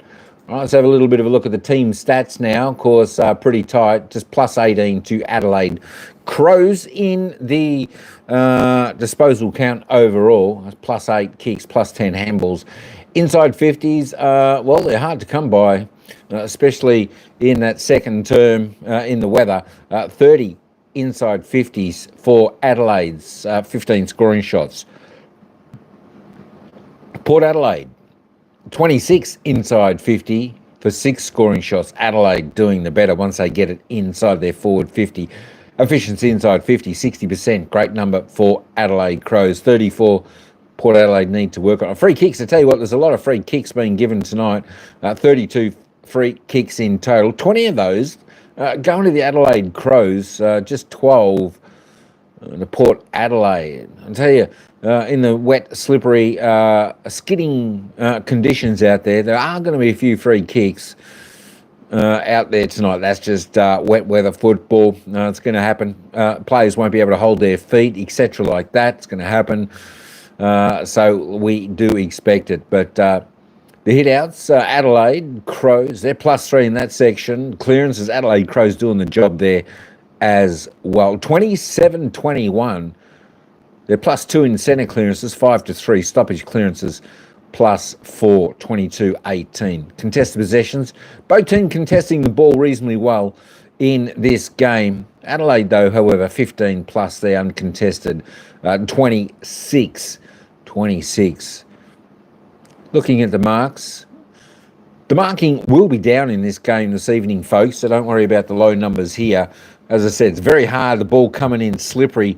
You really, if you want to take a mark out there, the players really do need to take a chest mark, overhead mark. The ball's just going to slide through the fingers unless they got a super duper amount of grippo on their hands. 22-21, low marking night tonight. 4-2 marks inside 50. Adelaide Crows +1. Contested marks. Tells the story in these conditions. Only one contested mark each. And, of course, if we go to the tackle count, tackle count looks pretty good there for Adelaide Crows. Look, not too bad for Port Adelaide either, but Adelaide Crows 48. That's a fantastic number up until half-time, 35. Port Adelaide, well, they're going above season average anyway, so not too bad. But Adelaide Crows, they're +13. Tackles inside 50. Both teams tackling well inside their forward 50. 6 Adelaide Crows, 7 Port Adelaide. All right, let's just get it back over here because we're about 8 minutes. We'll just wait for the commentators to come back. I was going to give the around the ground score, and of course around the ground, 25-minute mark into the other game being played there at Marvel Stadium. Well, here's the score. Here's the score. Are you ready? 25-minute mark, third quarter, Marvel Stadium. Geelong, 16-14, 110. North Melbourne, 3 goals, 5, 23. It's the Cats by 87 points in that match so far. Wow. There we go. Big victory. Big percentage booster coming up there for the Cats. Don't forget, folks, tomorrow we have a game. I'll just be doing the one game tomorrow, and that'll come up at around 2 p.m. Melbourne time. That's Richmond taking on Collingwood. There we go. Richmond taking on Collingwood. Collingwood will need to win that game to regain their spot on top of the ladder. As we just have a look at the live ladder now. Let's have a look at Adelaide Crows. I want to see 139 there, 141%. With Geelong, though, that could come in really handy for Geelong, this percentage boost. I wanted to see they're sitting on 128%. I stick the live ladder on, they've picked up 5% there. So, well, they've got the same percentage now pretty much as Collingwood, only a game out. So, I tell you what, the top 8 is certainly becoming very, very interesting. Certainly the top 4 is. Look, folks, really, let's be honest. Anyone could finish on top of the ladder at the end of the season. Anyone could finish top 4. Anyone could finish top 8, although I do feel the top 8 could be set. With Fremantle 2 games clear of Western Bulldogs, and of course Gold Coast Suns a game clear plus still a game in hand. There we go. So it's going to be interesting. All right, we'll just take you back down to the commentators. They're having a chit chat, and we'll be back to they're going on a break, so that means I'll go on a break too. All right, folks, we'll be back in a couple of minutes. We're only a few minutes away from the bounce of the ball for the second half. And then we'll take you back to the action. All right, folks, we'll be back in just a moment.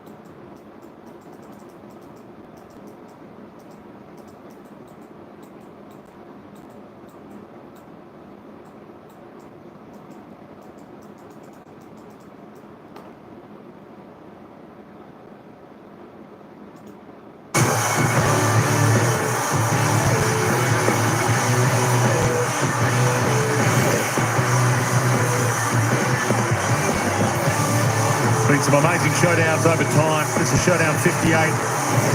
And it's Ken Hinkley's 25th showdown as Port Adelaide coach. He's won 11, lost 13. Coming in this one tonight, he's been full of personalities. Been fantastic, Ken Hinkley, but this is the last showdown he will coach. Let's head downstairs to the man himself, Ken Hinkley, who's without Sean Burgoyne. Well, Ken, and really crazy weather patterns. The Crows had the game played on their terms. How do you get that turn in your favour this second half? Honestly, it's a little bit of luck, Sean, as much as anything, because the conditions are as bad as they are. They've been a bit stronger in front of the ball and a bit stronger behind the ball. And I think that's where the game's probably been won by them at the moment. And your speech to the boys at halftime, what did you mention? Maybe get the hard ball in around the stoppage and get it going forward? Yeah, that's clearly what everyone would be saying in this conditions. But you know, the contest possession's down a bit, but I think that's 10 in free kicks. So the free kick count's probably the biggest issue for us. And you know, they've been stronger over the ball. We know where they've been good. We just got to make sure we're willing to step forward. No worries, Ken. Thanks for the chat. Good luck second half. Thanks, mate. Ken Hinkley, 13th and final season as coach, and a milestone for Matthew Nix as well. He's been a coach who has taken the Crows, well, in his years, 18th, 15th, 14th, 10th, 15th last year, and now well and truly entrenched in the top four. It's a bit stiff for him though, wasn't he? He started it right at the start of a rebuild, so he knew what he was going into, and the club knew what he was going into as well, and they've stuck by him through some tough times, and he stuck through the club as well, but he's got himself a list now that he can have a little bit of fun with, Gary. He's done an outstanding job. He's got the position perfectly here with 4 games to go after tonight, and they win tonight, which they're on track to at the moment. Conditions are going to suggest it's hard for Port Adelaide, but you never know. They'll find themselves right there, top of the AFL ladder. That's a fair comeback from where they were last year, and it's credit to the whole footy club, and they're in great shape. But they would know that there is much work still to be done, and they've got to secure victory tonight first of all if they are to finish on top. It's a long way from 15th last year. Going to be a coach of the year contender, 15th to top. Yeah. Tonight, if they win, 100%. That's undeniable. That is a magnificent performance. He's got to get the win. He's got to get the win, Dwayne. What a Port Adelaide got left in the tank. They can't play finals. They are playing for Ken in his last showdown. Dawson kicks it off the deck, rolls out wide. It is tough conditions out there still. The rain not bucketing down, but it is very slippery, and a lot of the water hasn't soaked in to this deck just yet, even though it does drain well. It's an interesting thing with Sean, Kenny, and that is the free kick count. It is one of the things you've got to be careful of in these conditions. You can get lazy in your mind. Just give away soft free kicks, which really hurt. Rosie sort of kicked away from him by Neil Bullen. Salego hits a pretty good spot with the kick. Thilthorpe on the run. Aaliyah right with him. Thilthorpe, a clever toe. He knew he had Fogarty riding shotgun for him. And it's kicked off the deck toward the boundary. And Jones is content with that. Thilthorpe, this might be his conditions. Riley Thilthorpe, cold and slippery. His father played ice hockey for Australia, didn't he? These are no That's true. Father did play ice hockey, which is a bit like playing AFL for Norway, but he still represented his country. Back into play. Ball to the back. Chance for Dawson. Neil Bullen outside of the boot. He rolls toward the boundary. Get a ball in.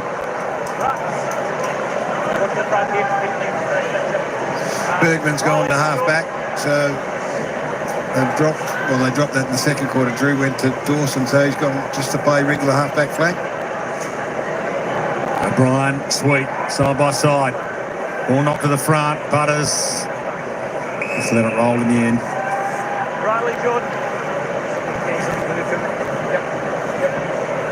The deck is starting to drain. It was bucketing down for that second term, like it hasn't come down for a long time here in Adelaide. You can see the patches of water still laying on the ground as the two ruckmen fight the fight to get there. Butters again goes and gets it hard at it. Led into Richards. The guy says, I'll have it. Talked about those free kicks earlier, and Ken talked about it. Port are the worst in the competition at giving away free kicks, so it's not a new thing tonight. He can't blame that. They need to do something about how they're playing or why they're playing that way, why they're giving away so many free kicks. Ken, That is right. It can be exacerbated on nights like this, though. If you are bad in that area, it can get worse because you just get into lazy habits, you fall into the back of someone, you don't get low enough to tackle. Is it undisciplined errors? Is it bad technique? Is it bad body positioning? Richard slick-handed, got it up to Burgoyne, did well, rode the bump, got a kick away. Lord, Georgiades, it's a 1-on-2 though. Port Adelaide with the one, it's Lukosius. Can he beat them both? Hassles them. Too clever for him. Hinge, whose hips stood the test. There was a bit of a thought he might not play Mitch Hinge, but been okay. Laird, Soligo, just hits the kill switch for a second. And heads to Lord Dawson, who tried the big screamer. And Butters holding his head after getting either a knee or a boot to it. Yeah. Jordan Dawson went for the hanger and he was on the underneath it. So, that is how you can do some damage. Unfortunately, no one deliberately tries to knee him in the back of the head. He's just going for the mark, but he's coming off. Gee, they wouldn't want to lose him for the rest of the game. No, he's coming straight off. So they'll do the test. They'll have a look at the vision and no risks taken there. He looks all right. I'll do the test. It's a comparative term, of course. That's the old school test. Looks all right. What's the Neil Curley test? If you can stand, you can play. Off hands. Wines goes hard at it. Burne-Jones toe off the deck as well. Soligo, hard bump from Berry against him. He ran into Wines, hard man to get through. So last couple of times Ollie Lord's come up with the footy and been first at it, which I've really liked. There's no excuse for a 2-on-1 though. Jack Lukosius can't be left 2-on-1. No forward should be left 2-on-1. You don't need 2-on-1 in these conditions. Be prepared to play 1v1 over the ground. Because 2-on-1's it's too hard to get it into your forward 50 anyway. And when you do, you want an even chance of doing it. Last time they went in, it was Lukosius against Keane and Worrell. And they was never going to win that. Umpires are barking instructions to the players at the moment. Ton of time for Port Adelaide to get back into this and steal a victory for Ken Hickley in his final showdown. Jordan, Riley. Big pack around it.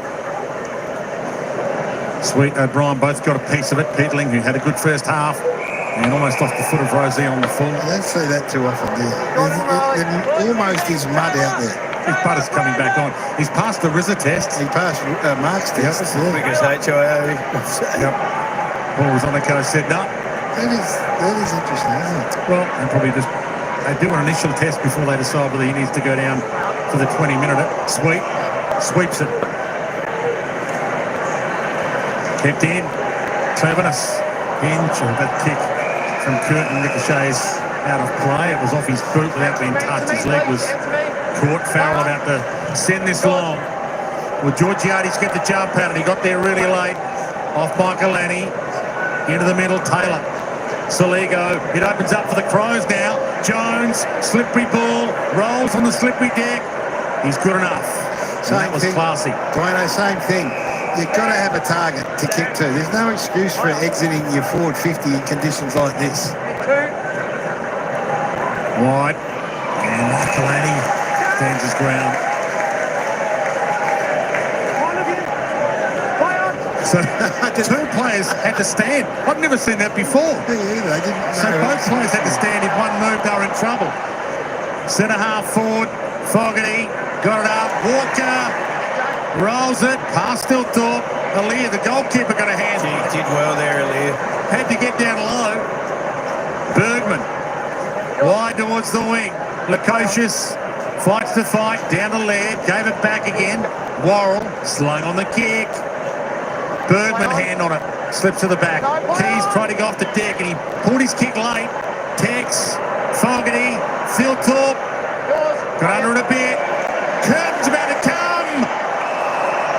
Front on contact. They just can't handle his size in there, coming off that wing, getting Curtin. I'm glad he did get there though, Mark. Again, I know the ball going inside 50 and you can't get a genuine contest, so he slides down from the wing.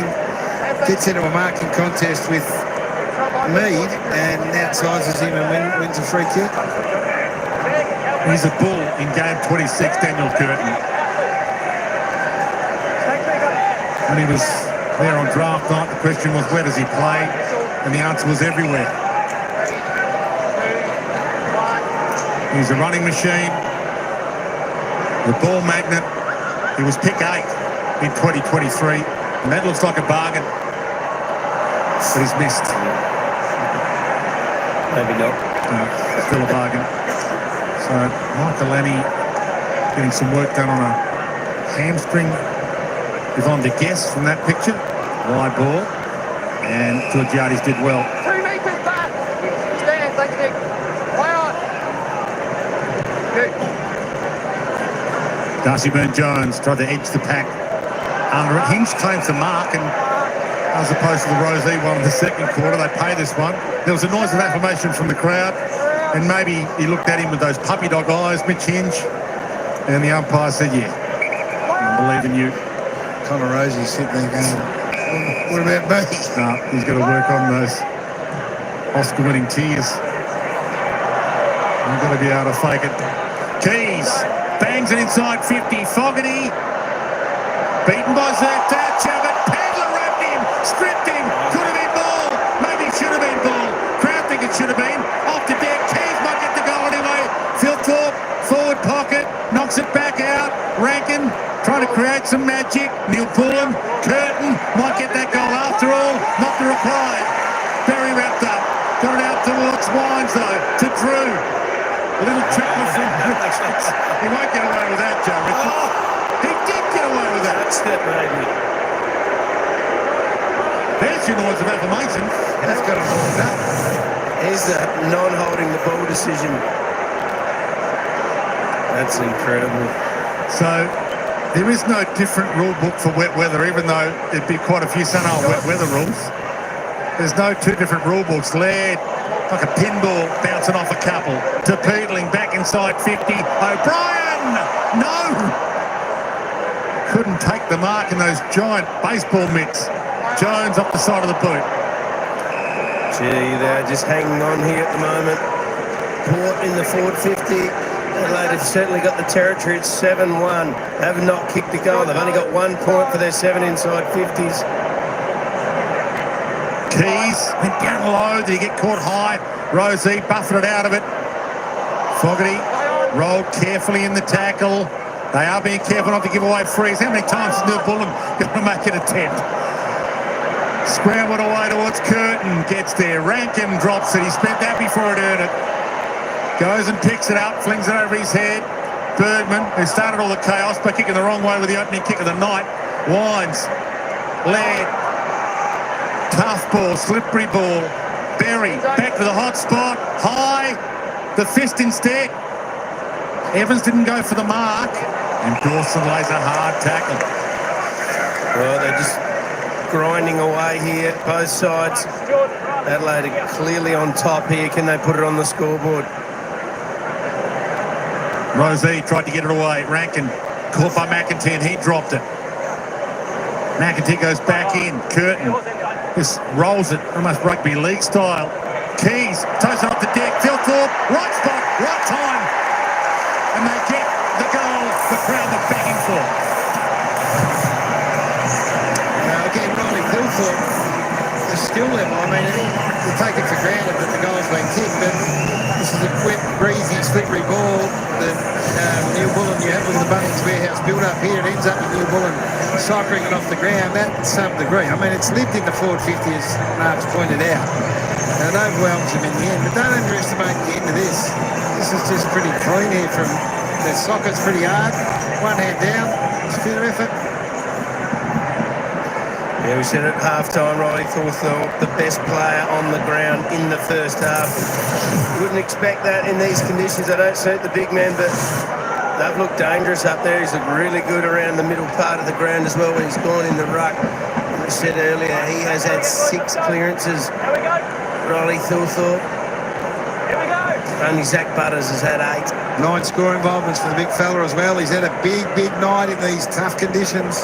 And he flicks that in the ruck. Drew goes and gets it. Butters, they're going to need him big time in the second half as well. Drew, back, Farrell, caught, gave it up. All the answers at the moment, the Crows. Berry, ducked out of a tackle. Zerk Thatcher Playing in front, nearly missed his shoe. Rolls it. Jones, the sub now on the Adelaide Crows. So they've made a change. Push in the back. Pedler. He's suited to these conditions as well, Pedler. He hasn't had much of the footy, but he's been at it and at it, and you just need these types in these conditions. Keeps it low. Tex Walker doesn't get there. He did get there late on Aaliyah, who held his ground and takes another intercept mark. 5th in the AFL this year for intercept marks. He's been one of their shining lights, Aaliyah. And he's been on one leg for about 3 or 4 weeks, Dwayne, as well, just holding up with Radagalier out. He's been really courageous. Lord saw it punched away. Sin commits one. Got it up to Zerk Thatcher. He's caught by Dawson. Game 150, his milestone. Jordan Dawson tonight. Another of the All-Australian contenders in this Adelaide Crows lineup. If he hasn't got a jacket already with his name on it, he's done enough, you'd think. Peatling tries to part the seas. Jones. Wise. So will that continue to skid and roll? And the umpire might cut him some slack. Boat might get there anyway. He does, and he slides it out. And he didn't show enough intent, Travis Boat. He's got 383 games of experience. And he didn't read that one well enough. 7th all-time now for games played alongside Robert Harvey. Travis Boat. He could have picked that up and at least made an attempt. That was a good decision by the umpire. They've had 40 tackles in their front half, the Adelaide Crows. And that speaks to their want to turn the footy over in dangerous parts. And so that's Hey guys, Michael Lanny's been subbed out with that hamstring that you looked like he was getting worked on. That's why Jones is out there. Taylor slips it. Hits a good spot with a kick. Dawson's down there. Tex was there as well. Pedler tried to go off the deck. Nudged the side. Walker. Dawson. They've got all the answers and all the stars.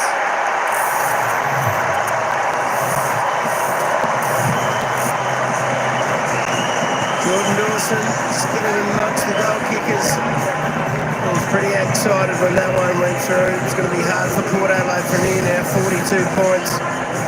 Look at Pedler go for a bit of a slide here.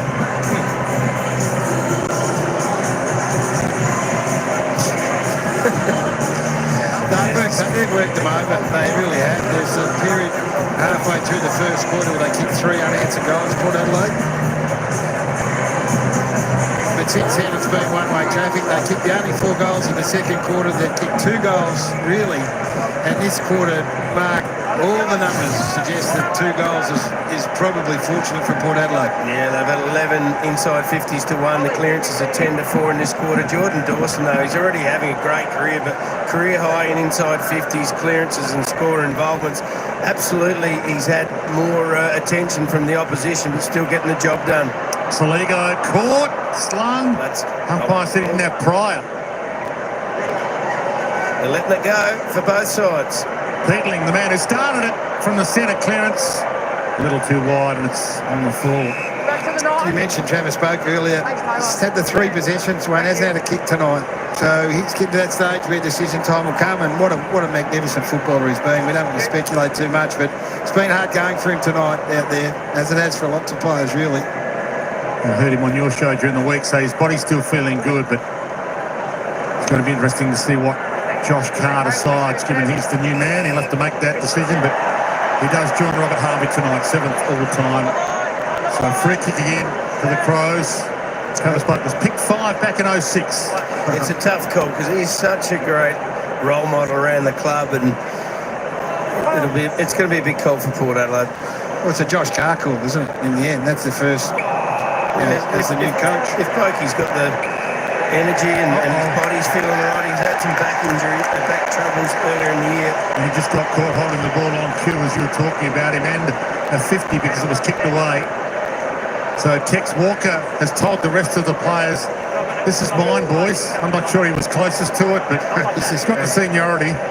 And speaking of Travis Boak playing next year, Adelaide Crows have the same call to make with Taylor Walker, who plays 300th in the final home and away game of the season against North Melbourne at Marvel. Did anyone tackle him then, by the way? The ball just slipped out of his hands. Proceed again.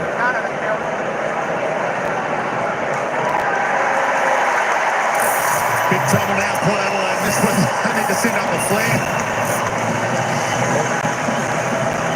Well, that's his 30th goal for the year now, Tex. So joins Darcy Fogarty in the 30s and Ronnie Kilthorpe in the 40s. Pretty potent forward 50.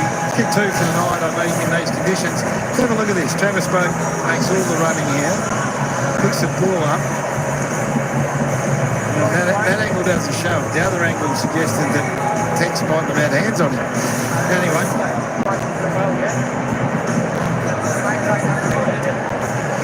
It's academic now, and it's getting this stage that Port Adelaide have got to dig back in again because 48 points, Kenny's last showdown, they want to put their best foot forward. Looks like they're making a change. Yeah, Gary, he's just come off and had some work done on Lockie Jones on his hamstring, and we saw it strapped, so it looks like they pulled the trigger and subbed him out for young Jackson.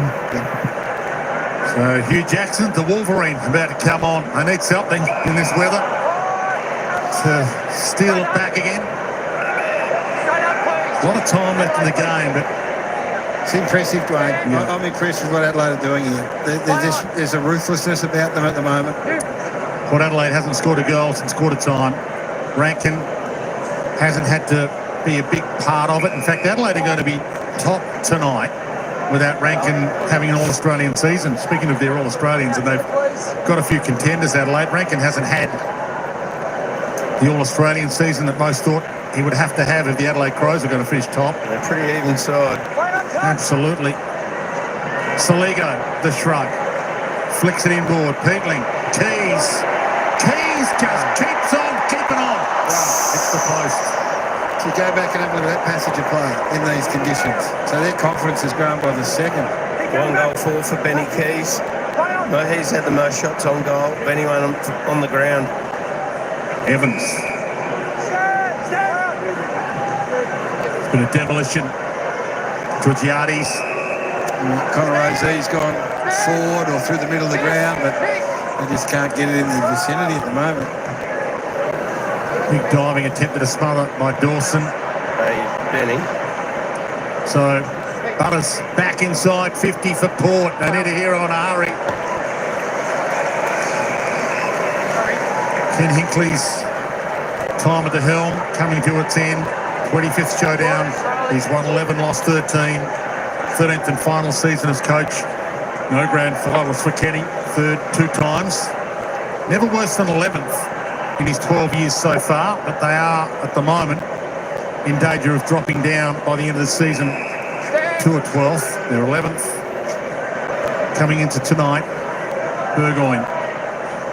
Good luck in there. Some traffic in there now. Georgiades! Good to see you still going for him. Butters got it up. McEntee to keep them alive. That is a goal from nothing. That great jump at it from Georgiades, and then that man Butters again just wheels himself to the ball and gets through some traffic, and they find some space where there previously was none. It's a great jump at it. And this is the Butters, gets the hand out here. It's a nice finish from McEntee. He's had a good game, McEntee. A couple of goals now. Got that really important one at the end of the first quarter from the boundary.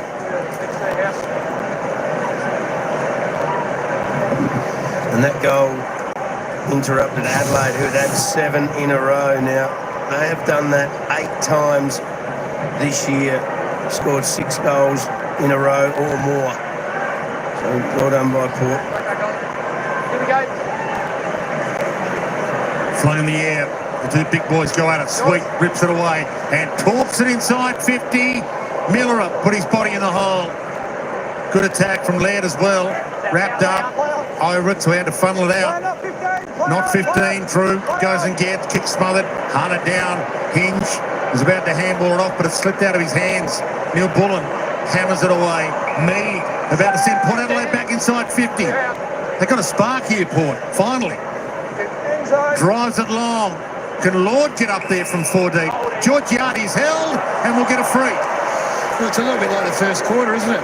So Adelaide kicked the first 3 goals of the first quarter, and then the back half of that quarter, something sparked Port Adelaide to life, and they were able to kick the back 3 goals. And here they've kicked they have a chance to kick their second goal, having conceded the first three. So it is about mindset. They haven't, you know, they're in danger of turning it up and in danger of this being a bit embarrassing for Kenny's last showdown, and it would appear that they made a bit of a collective decision out on the ground, which is impressive during this quarter, to say, no, got to dig in here. They're a long, long way off it. But respectability is still on offer here. He's second in the race for the Coleman, Mitch Georgiades. He's having a very good season. Slips it through and keeps their hopes alive.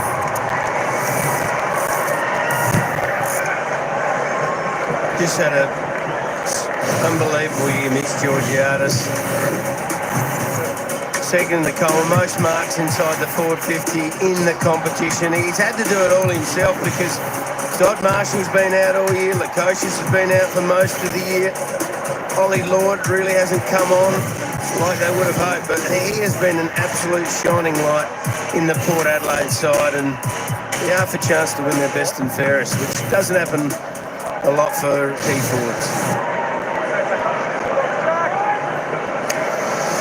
So he's had a great year, and he is second in the Coleman, but a man called Jeremy Cameron's had a night tonight. What's he done? Has he kicked 10 or something?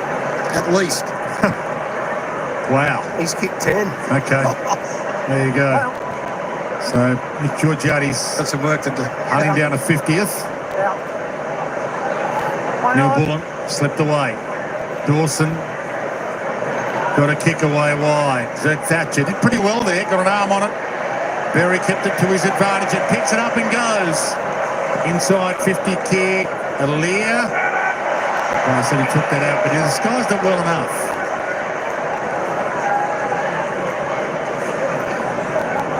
Matthew Nix has never coached the Crows into the finals. This is his 6th year as coach. 18th, 15th, 14th, 10th, and then 15th last year. Got a chance to coach them up from 15th last season to top spot on the ladder tonight. Dawson to Taylor, content to be taken out. There were a few coming for him about a year ago as well. Matthew Nix, Adelaide Crows bit the bullet and said, no, we're sticking with our man. Extended his contract, and tonight is his 300th game as a player and a coach. I haven't probably celebrated him enough tonight or this season enough, but I think we'll celebrate Adelaide in the coming weeks. They might be top at the end of the round, depending on what happens tomorrow. Mead wobbles it inside 50, and again, they've got the answers. Cook slips out of a hole. Touched, Butters is going to have to go. Oh, ran into a roadblock. Soligo. Curtin, clever kick. Fogarty went down low. Both guys, tough nuts go at it. Butters, Fogarty, Soligo sends it long. Phil Thought slips. Alia, another intercept mark. Yeah, well done, Alia. And is he injured? Oh, he's been carrying that leg for 3 weeks. He is tough as pots and pans. Alia. Curtin slaps it to Burgoyne. Dawson cuts it off. The fog. Well, it's the fog's kind of weather, really. Well, he deserves this. He went head-to-head with Zach Butters and a ground ball about a minute ago and prevailed. One of the few that has this year. So this is the capacity of this side in teaming rain all night. Still looking dangerous ahead of the footy. He's 12th in the Coleman race. Darcy Fogarty also having a pretty good year. Missed a week with the sternoclavicular injury. Winds up, loads up. O'Brien takes the mark. It got to him. He positioned his body perfectly. Umpire Keys kicks the goal. Will it be allowed? Umpire blew the whistle for time off. Keys has kicked 1 goal forward. He didn't get that one. You won't mind about that one not being called a goal, though, as opposed to a couple of years ago. Things are going a lot better for the Crows right now. They're going so well for Riley O'Brien. He's been given 2 balls to kick. Going to get it again here. Confusion reigns here. Well, he's got to step off the line, Riley O'Brien, and now it's play on. But no player's gone with Keys. They're allowed to go and man up on Keys if they want to, the Port players. He's got to stay out until he plays on. O'Brien. That is bizarre. Method in the madness. So the technicality would have been that you've got to give the 5 metres until Riley O'Brien steps off the line and plays on. Now Riley just stood there and kept handing him the keys. Anyway, I think he was just doing it for the theatre.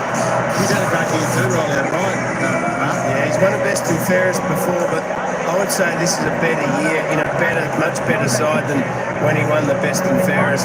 He's been surprisingly good.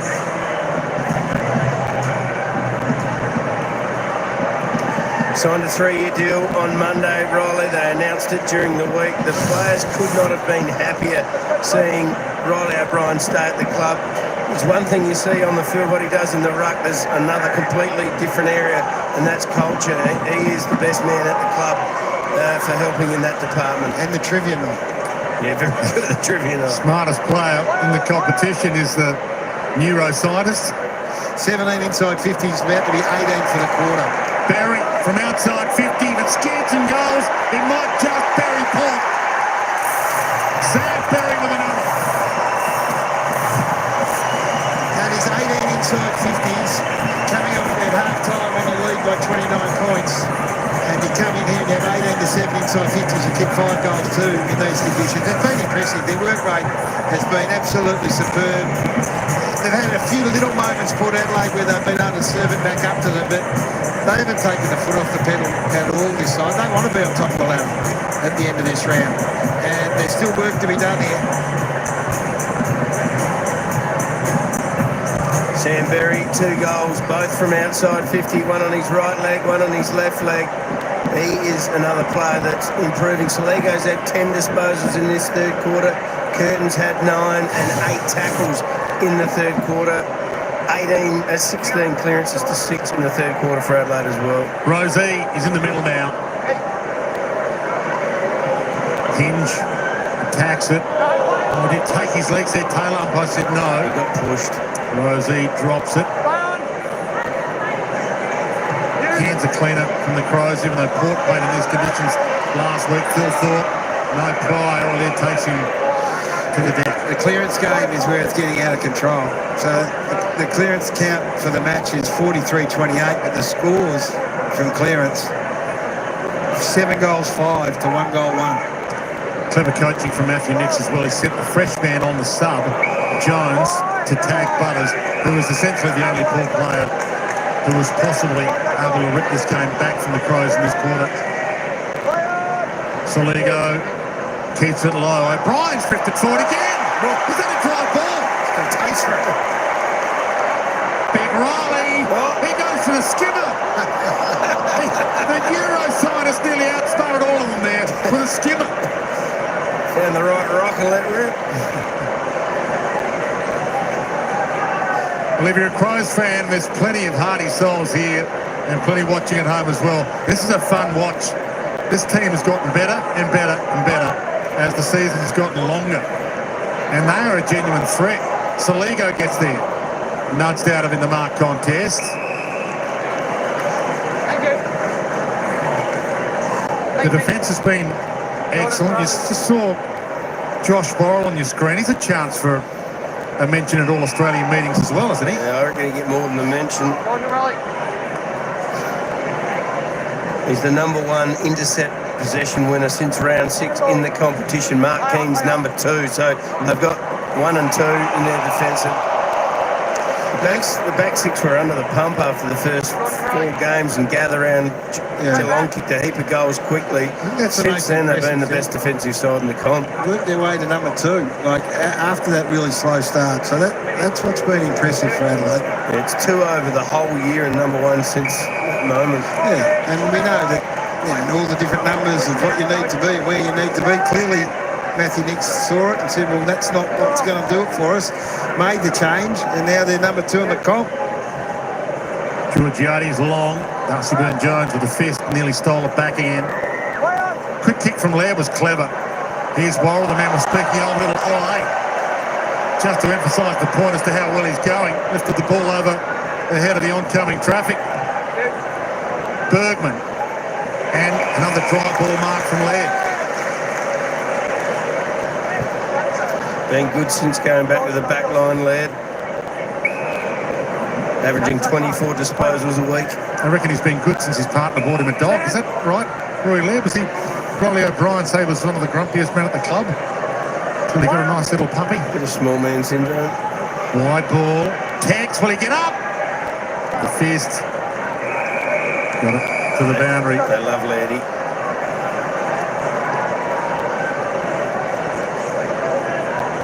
It's been a demolition. 50 points. And it'll be one of the Adelaide Crows' biggest showdown wins over Port Adelaide if the last quarter continues like this. What's Kenny's three-quarter time address going to be like his last showdown? Dawson, Oak, meat and that sandwich. We got 5 goals, Port Adelaide. 2 are from Jed McEntee. 1 was from Mead off the ground. 1 was from Jordan Sweet, and 1 from Mitch Georgiadis. And for Ken, his best seasons have kind of ended as his worst seasons. Minor premiership in 2020, didn't make the grand final. Second after the home and away in 2021, didn't make the grand final. Second after the home and away in 2024, didn't make the grand final. He's been a great coach, just the grand final and a couple of key finals performances have eluded him. Seconds tick down to three-quarter time. He'll coach out the season with the last 4 games. Geelong at GMHBA Stadium next week for Port. Fremantle, Adelaide Oval, Carlton at Marvel, and the Suns here. Gold Coast Suns here in his last game as an AFL coach. Does he coach the season out, Dwayne, or does he hand it over? I think he's the kind of guy who doesn't give up on a job once you've put your name down as doing it. But it's a big decision they've got to make, Port Adelaide, obviously. So there's a hold here. It's a free kick, and it's going to Butters. And will he wind up on a big talk here, Zach Butters, and just give it a ride? Umpire has to allow him to. Has to give him the choice. John, you go behind. Here we go. Good on it. It's going. It's going. And it hasn't gone anywhere in the end. Port Adelaide, in their last showdown under that man, Ken Hinckley, have a quarter to play to try and get some respect back. The Adelaide Crows hunting down top spot on the AFL ladder with a win. 50 points to margin with a quarter left.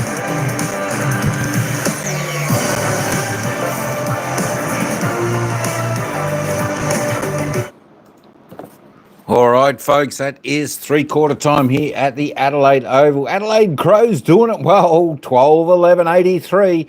Port Adelaide struggling along there, 5-3-33. Port Adelaide only putting on 2 goals in that third term. Adelaide Crows, however, in trying conditions, put on 5 goals, 3. Fantastic kicking from them. And, of course, yes, you heard it, Adelaide Crows will go on top for at least 12 hours before, 24 hours. That is the live ladder, of course. Adelaide Crows picking up, about 3% also there. Of course, Collingwood still to play. Geelong Cats, I heard they had a big victory. And, of course, if I can just double check that, let me have a look. Let me have a bit of a look. I'll give you the scores there at the moment. Apparently, the Geelong, just about game over there. Geelong 22-18, 150. North Melbourne 7-7-49. It's 101 points margin at the moment. And, of course, Jeremy Cameron, what a game he's having over there. He's had 22 disposals, 18 kicks. He's kicked 11 goals, 1. 11 goals, 1 for Jeremy Cameron over on the other game. Just have a quick look here at the goal scorers, though. Taylor Walker, Riley Thilthorpe still on 2 with Sam Berry leading goal scorers. Port Adelaide leading goal scorer is Jed McIntyre on 2 goals. Leading disposal getter before we get back to the commentators. Zach Butters, he's doing all right. He's the lone hand there, isn't he? 28 disposals for Port Adelaide, 10 clearances. So he's having a good game for Port Adelaide. Jack Saligo, 22, the best for the Adelaide Crows. And you got a mitful, Ollie Wines, Kane Farrell, Rose, 21, 20, 19. Jordan Dawson on 19 for the Crows as we just roll on down a little bit. Josh Worrell, 16. Riley Thilthorpe, 2 goals, 1 from 16, 12 kicks he's had. There we go. Georgiades, only just a 1-goal-1 from his 11 kicks tonight, so been well held there. Just the opportunities is really tough for him tonight. There we go. Alir, 11. Jess Beglin, 12. Mitchell Hinge, 10 disposals for the Crows. Riley Bryan, 9, with Miller on 9 also. Jackson Mead, 7. There we go. We'll just roll down. We're going to be back in a minute for the final quarter. And if you didn't realise at the moment, folks, Adelaide are sitting on top of the ladder. Adelaide Crows, Collingwood play tomorrow. So all depends what happens in the game tomorrow. If Adelaide Crows remain on top after round 20, 4 rounds to go, you just never know in football. The Pies play the Tigers, but the Pies should win that and retake. Samiri Ababu, how you doing? Welcome in. Teenage Courses in the house. 76% of the chat have tipped the Adelaide Crows. Looks like your prediction is going to come true to the fore, as they say. I think this margin, 50 points, is just way beyond anyone in conditions like this. As we said, it's been wowee. The rain just tumbled down throughout the game. Wet, slippery conditions. A lot of water on the ground. You see the mud flying up as players going over it. Very slippery. Takes you back to the good old days of, footy. Tigers will win tomorrow, you reckon, Ryan? Centre all. Hey, you never know. You never know with footy, mate. You just never know with footy. Good luck to the Tigers for you tomorrow. But good luck for the Pies for me tomorrow. We'll be doing that game. I think that'll be the only game of footy I'll cover tomorrow. And that all kicks off at around 2 o'clock, 10 past 2 Melbourne time. So I hope everyone tunes in for that one. Hey, if everyone hasn't gone to... Oh, I did put it in there, but it's gone. Just to my new channel. That'd be pretty cool if they subscribe to that one as well. I don't think I've got it in there. Oh, well, there we go. Not to worry. Next time, I'll stick it up tomorrow. People can subscribe to that tomorrow. That'll be right. Anyway, hey, that's enough from me talking. It's the Adelaide Crows by 50 points. Let's head back down to the ground for the final quarter. Well, he's a 20-year-old midfielder now. He's starting in the centre square. A few of the boys, Dawson and Rankin, are starting inside forward 50, so they're going to give him a look in the centre square. Big 198, what is he? 197, that's the first time I think he's been in there, so this is interesting to have a look at. Port Adelaide's lowest score ever in a showdown is 40 points. We've got 33 on the board now. 5 goals 10 they kicked in that showdown. They've got 5 goals 3. So the Crows' defence has done the job. Would have been an interesting conversation in the Crows box to make that move, because he's been on fire on the wing down Curtin. So, well, there's a bloke playing for Fremantle today called Hayden Young that just keeps getting better and better with every opportunity they give him. So keep handing him challenges, see what he can produce. Jones around his body, marked by Sin. Port did it with Bergman, and look what that's gone. Yeah, you can find some things. Lukosius came at it hard. Here's Curtin on cue.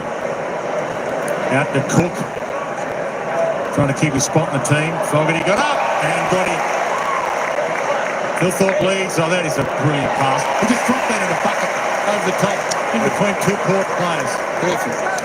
Contested mark. Rain still howling down, has been for the whole night. Takes the contested mark and then just drops it in the hole. That's why they're scoring in the top 3 in the game. I mentioned he's 6th in the Coleman race. He's also had 17 goal assists coming into tonight.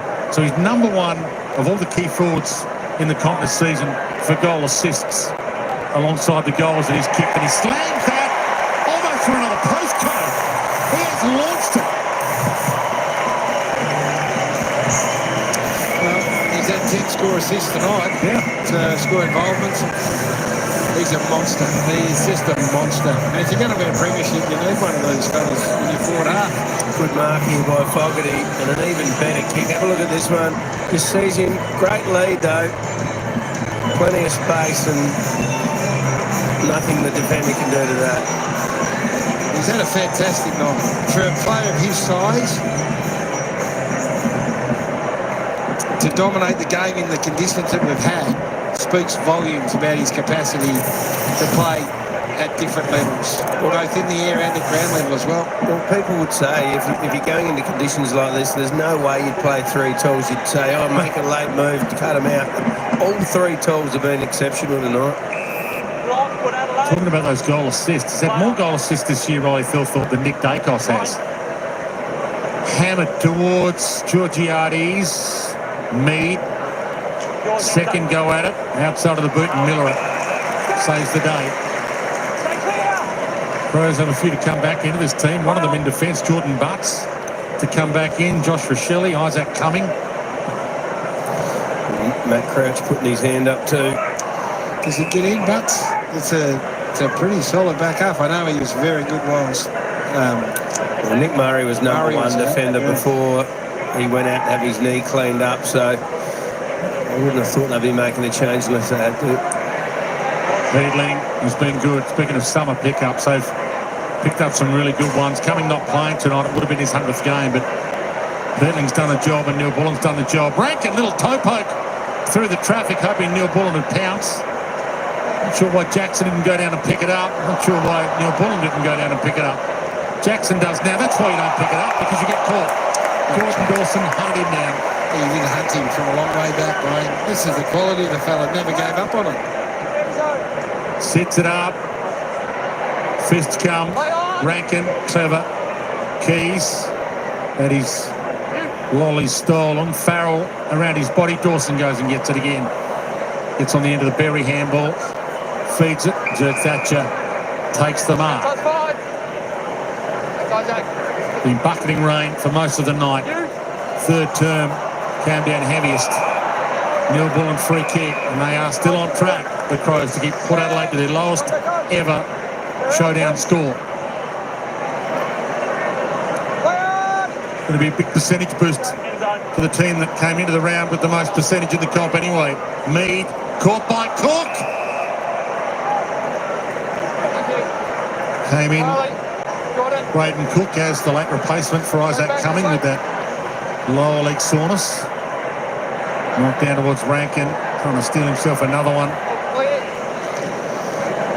He would have been on high alert given how well they scored from stoppage and clearance today.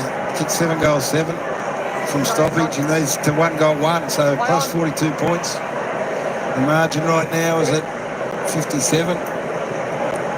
Lukosius. Georgiades got a few to beat here. And can't beat them all. Wines does. Georgiades to Butters, and now they run. Coming down was Rosie. Keen as ever to put him on his backside. Miller pumps it away. They were in there, Port. And again, that defence holds up. Zerk Thatcher.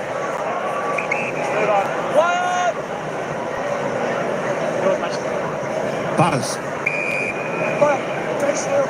Chips it out wide. Georgiades. He's been their one big shining light as a forward this year, Mitch Georgiades.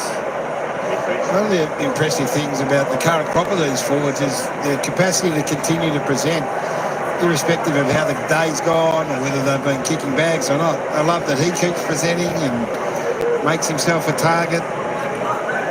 He and Jeremy Cameron 1 and 2 in the race for the Coleman, and 1 and 2 for Marks on the lead as well inside 50. Does fly for many pack marks, but he's mainly a mark on a lead kind of guy.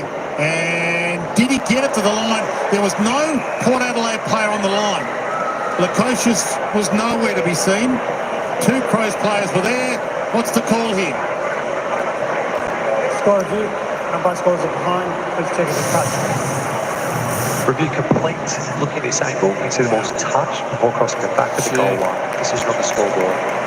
Not going to mention in the review, you reckon? How poor is that? That's just... So you get Adelaide doing things like we're about to see here from Mark Keane. Well, we've seen in a moment his big tackle in the back half. Everything that's been the little 1%ers, and Port Adelaide can't get anyone on the line. Yeah, should be Lukosius. Off hands pedaling. The ball's followed him at times. Saligo tried a little flick on. Ali used his body. Saligo used his brains. Backed out of a couple of jams. Trickling kick, Alia. And that's a win.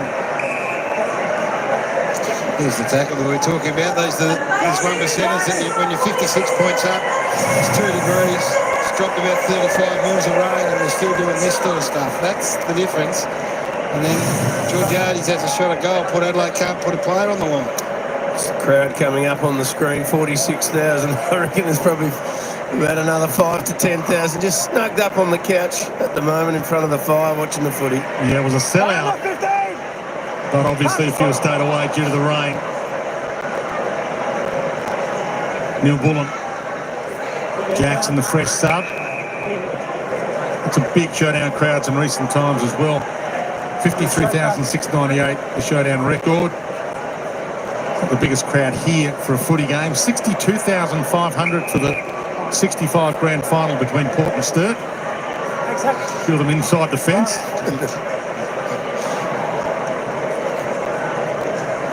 Lot 15, play on! Burn Jones. Pay at the umpire said. Hinge went with the fist. Neil Bullen bumped out of it. I know the opposition tonight. We're the footy.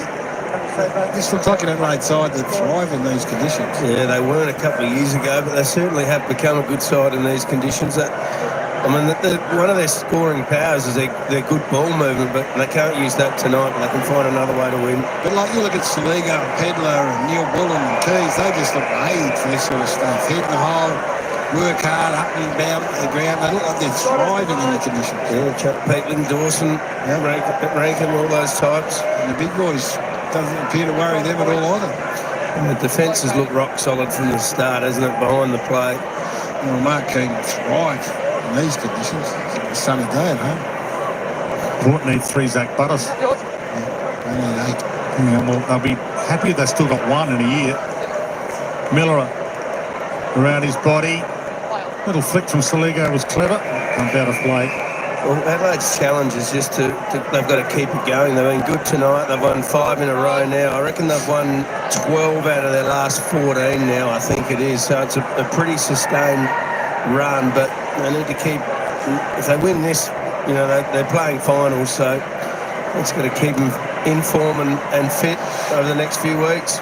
Hawthorn, Eagles, Collingwood to come, so massive next Friday night here, yeah? Friday night, yep. Peatling set his own Sharon. Needs that little kick bounce there, but didn't get it. So Butters was face planted. He's had a couple of head issues tonight. Here's the one where he's face planted into the deck. Oh.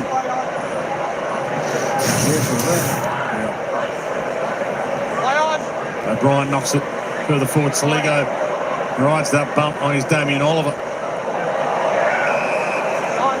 Umpire circling. Rain still falling. Adelaide have got Collingwood in about 3 weeks here. Their big game. So Hawthorn Adelaide Oval, West Coast Optus, Collingwood Adelaide Oval, and then North Melbourne at Marvel. Here's how the Adelaide Crows season finishes. And that North Melbourne game at Marvel will be Tex Walker's 300th, unless they rest him for a week. Don't take him to Perth for the West Coast game. What would that mean? He's 300th in the first week of the finals. Well, that'd be a nice milestone. Game 300 for Tex, first final here. This is Travis Boak's first kick of the night, if you believe it. Wow. Well, finished the season with no skin on those knuckles. Jones, Saligo, well, he's over one, really. I think the footy god saw him. A chance to put some finishing touches on his night. He's had a big 3 weeks, Jack Saligo. It was a little bit quiet for patches throughout the year, but he's putting together a good season now on the back of the last 3 weeks. Big showdown player too, won it last year. He's thrived in these conditions, absolutely thrived. Put inside 59 times, had 25 touches himself, 10 of them contested. So you're right, Dwayne, he does deserve one. Showdown medalist last year, and he comes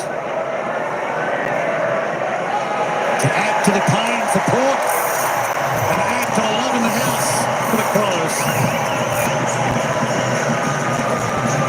He's He's got the most possessions on the ground for Adelaide now, up to 26. Put the ball inside 450 more than anyone else on the ground, as Gary said, 9 times. He's just a hard worker. Become a very good midfielder for Adelaide now. Really had his breakout season last year.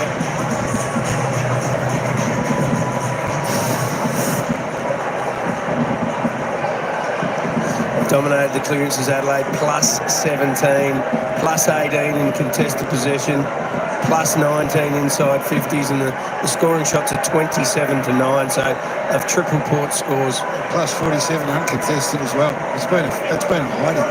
And the rain continues to bucket down. You see them sliding. The wet surface hasn't been able to drain. Curtin, a chip kick towards half forward, skips on a couple, skims, a leer, hard to seize. Hammers one. The defence again. The Adelaide Crows seem to have more numbers around. Curtin to Hinge. Again, Port Adelaide in danger of being kept to their lowest ever showdown score. Boak slips it up. Drew rolls it forward. Laird, little flick handball. That was delightful. And here they go again. Rankin. They can smell some more blood here. The Crows. To half forward through the hands of Dawson. Tag stalking it. Rolls it towards goal. Can he get a little hot bounce? Trying to get it through Burn Jones's legs. That's how well he's going. Granted, the umpire almost told a leer, you have to take it now, mate. And Miller takes the mark. It was really a good year too, Wayne Miller. One of the no-named backline. He had that patella injury last year that hampered his season. Wayne Miller and Tex Walker a chance to work another cherry on top of this. It's been one of those nights, had to do it different ways. So Port Adelaide have only taken 3 marks inside their forward 50 for the whole night. This is the 10th from an Adelaide point of view. As we said, 15 goals in these conditions is a massive, massive return. Heads goal. He's still playing strong, the Texan. Better to burn out than fade away. He's in good form, Tex, heading into the finals. He could even retire with a flag, maybe, the way he's going. No one's kicked more showdown goals than the big fella. I don't know whether we've watched a lot of footy over the journey. I'm sure I've seen too many better kicks of the footy than this one. I don't know if there's been better on both feet. He is unbelievable on his left for a big fella. That Carl Band in these conditions was pure. And he's been doing it his whole career. He's got a big finals campaign to look forward to, the big fella. I wonder whether he thought that was going to happen before he got to retire again, having given the run-up and where they've been finishing Adelaide. He's now in the twilight of an outstanding career, and he's looking at maybe finishing in the top 2 of the home and away season. Their men are still running here, Adelaide. They've got a sniff for some more. Jackson wobbles it. Murray leads in the race for it, wrapped up, and he's another good story as well, Nick Murray. He was the last player added to the list after a good trial game a few summers ago. We jumped off the harvester. So this guy can play, we might put him on the list. And here he is playing game 61, Nick Murray. Yeah, they've got a few, they've plucked a few to make on this list. Nick Murray's one, Mark Keane's one, Riley O'Brien, Ben Keys, Mitch Hinge, all come from delisted free agents or rookies. Chip kick to Georgiades from Boak is clever as it continues to bucket down here. Well, Nick Murray was pointing to that hole for about 25 seconds. It's one of the few times tonight that Adelaide weren't in sync. And someone had to go and drop and just fill in the hole. It was the only place on the ground that Georgiades could lead into. Murray knew it. He was playing him shoulder to shoulder, but he was pointing, saying, someone, please. And they just, on that occasion, didn't get there. Kicks this one. It's an equal lowest score in a showdown. Well, it's in the best hands possible. Keeps it low, it won't score. Sweep went up. Big pack, Drew. Sweeps it out. Travis Boak gets a chance. Didn't Didn't get much on it, and Riley Thilthorpe at full back barrels one. Sir Thatcher drops one. Touch ball. Miller just beelined it and went and got it. Back towards that Walker-Bergman battle. Burgoyne off the deck. Thilthorpe, the everywhere man. It's going to be a hard man to beat for the medal. Thumped out of play by Liv. They've been so impressive, Dwayne. It's almost like they know that 40 points is the lowest, or the previous lowest, and they are playing this last quarter as if it's a 1 point margin, and that's the most impressive thing. If ever you thought there was a reason to maybe just coast the line. Is he injured? Well, he's got a tracksuit top on. He is, but he wouldn't be dragged, would he? Stuart Dew dragged him a couple of times when he was at the Suns. Jack Lukosius. Little roll in the middle. Well, we know that Lockie Jones has already been subbed off, so if he's got a jacket on, he's got an injury. So Ken Hinckley in his final showdown. Well, there's some history here in the making, to steal a term from a club song. And there might be kept to their lowest ever showdown score.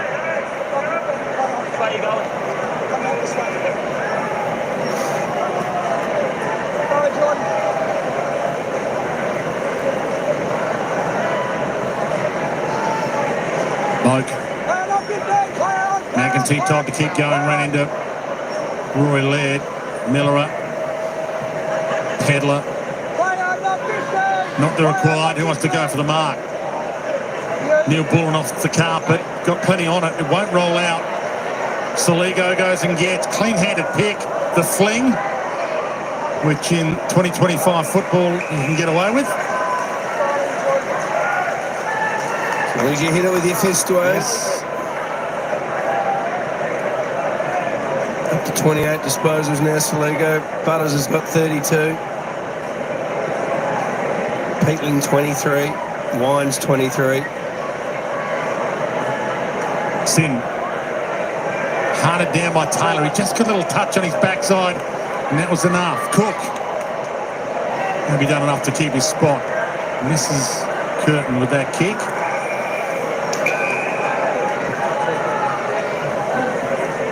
Seven minutes away from top spot, the Adelaide Crows.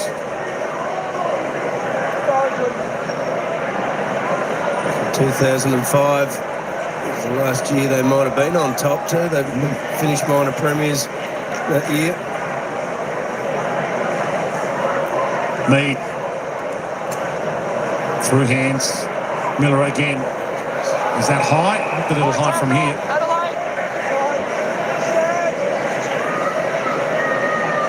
Back to Laird. Kurt. It's game 26. Looks like he's played 150 of them.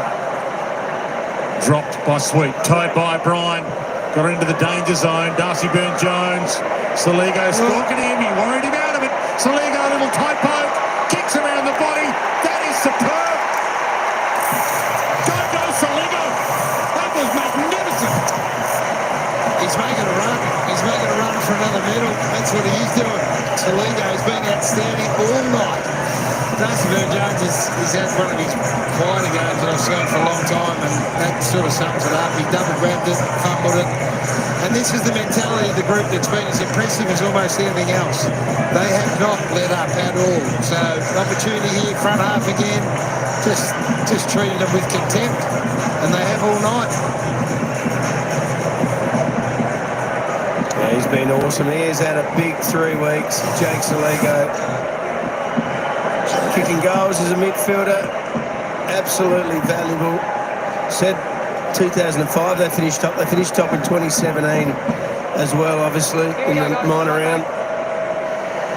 Just bullying him here now, Dwayne. They're just finishing him off. 75 points in these conditions is one of the biggest wins of the year, no question. In these conditions, they are showing no mercy whatsoever, which you wouldn't expect them to do in a showdown. That almost came off the boot of Evans. It's almost like Port Adelaide players are looking at him going, come on, enough. Let's just coast the line here with 5 minutes 57 on the clock, but they're not being afforded that at all. Every single contest has been fiercely contested. See Matthew Nix there on your screen before. He's got to be mighty impressed with what they've delivered tonight in this. Dragged out for holding free. You've got to be mighty impressed with what Matthew Nix has been able to do with the group. Yeah. On a big occasion for him, 300 games as a player and an AFL coach, you couldn't be any more impressed after tonight. Blocked up the defence and O'Brien slaps it to the boundary. In a tough night, rain's been falling. Crows fans are stuck around, the majority of them. Quite often say you've got the best seat in the house watching the coverage, but I think you really have got the best seat in the house by the fire tonight. It's been a wild kind of night. Taylor, Hinge, turned Berry inside out. Tex Walker up. Can't mark it. Zerk Thatcher can't crumb it. Drew. Walker shepherds for Peatling nicely. To Laird. Pedler's going to go. Knocks it down to Saligo. Hands it to Pedler. They got runners everywhere. Neil Bullen. He says, lead at me, and that's what Keys does. Well, he was saying, if Fogarty come at me and Keys is going, hey, come here, hit me up.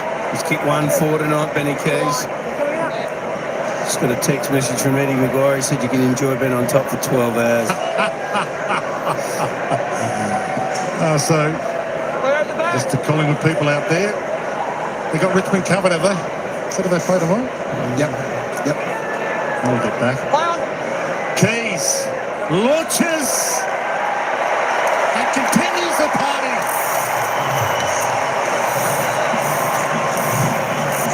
Run out of superlatives. Haven't got many more. 81 points.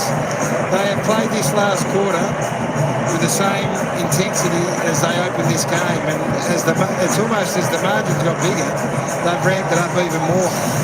And they're enjoying inflicting a pretty humiliating loss on their crosstown rival. And that's the sign of a good side. Show no mercy. There's no mercies Port Adelaide v Adelaide in showdowns, and they're putting him to the sword.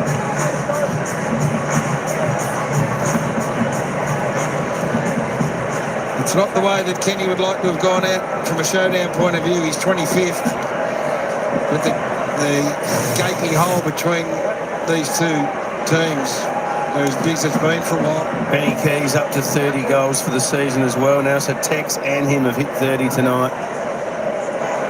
They've had all the stars under the stars tonight, the Adelaide Crows. Little bounce on the slippery deck. There's that little fake as well from the Irishman. All the tricks. Game 50, he needs to celebrate. Well, Saligo, he's coming hard for the medal, Dwayne. Saligo inside, off hands. Darcy Byrne-Jones falls. Trouble. Curtin tried to keep it rolling. Through legs. Neil Bullen. Peatling. Wobbler. Through the hands of Burgoyne. Cook. Hands and knees. Tries to knock it out. They have shown no mercy, the Adelaide Crows, and there's been nowhere to hide for Port. Taylor. Laird. Downfield. So it'll be a shot at goal. Who wants to take it? There's a raffle on. Tex will grab it. Just want to make an announcement. There's no one in the commentary team clearing their throat. Who was it? Across the mics. Who was it? There's one of our men in yellow out there that's working themselves to exhaustion. Getting the runner to run a Buttermentho out. Yeah, I didn't want to make that clear because someone at home might be thinking, have you got a cough button in that joint? Well, we try to bring you the sounds of the game. Yeah, well, there's one of them. Make you feel like you're here. Luke Pedler. Another one who's kept his spot in this team. More love in the house. I reckon that might be the 11th goal kicker for the night as well. Individual goal kickers. Pedler hasn't had heaps of touches tonight, but he's done some good things. He certainly puts pressure on the forward line, and you know when he's around because he's a bit of a kamikaze sort of player, but you can see the list of goal kickers now.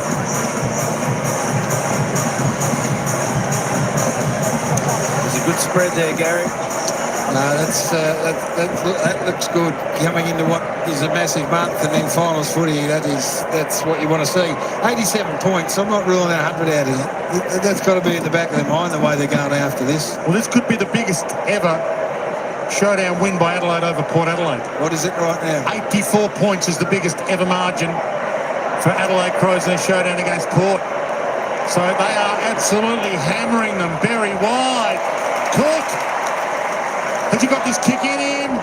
Sends it to the goal square. Foggy! It's been a foggy kind of night.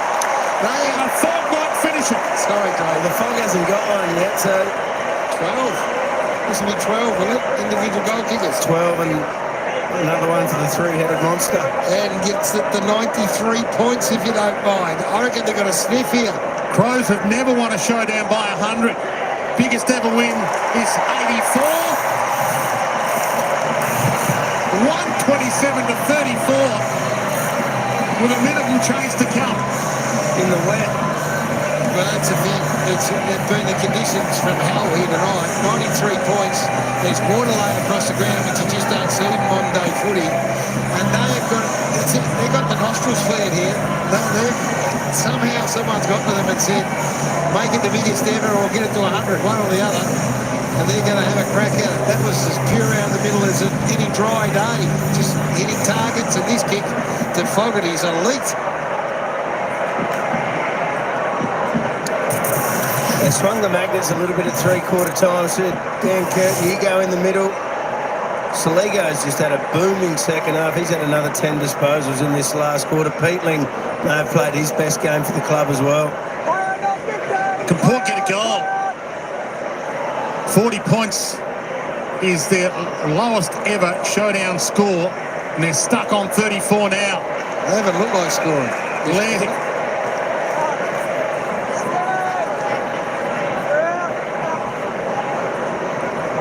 Been exceptional again. And three-time BNF, long down the line, off hands. Faligo again, rolls it.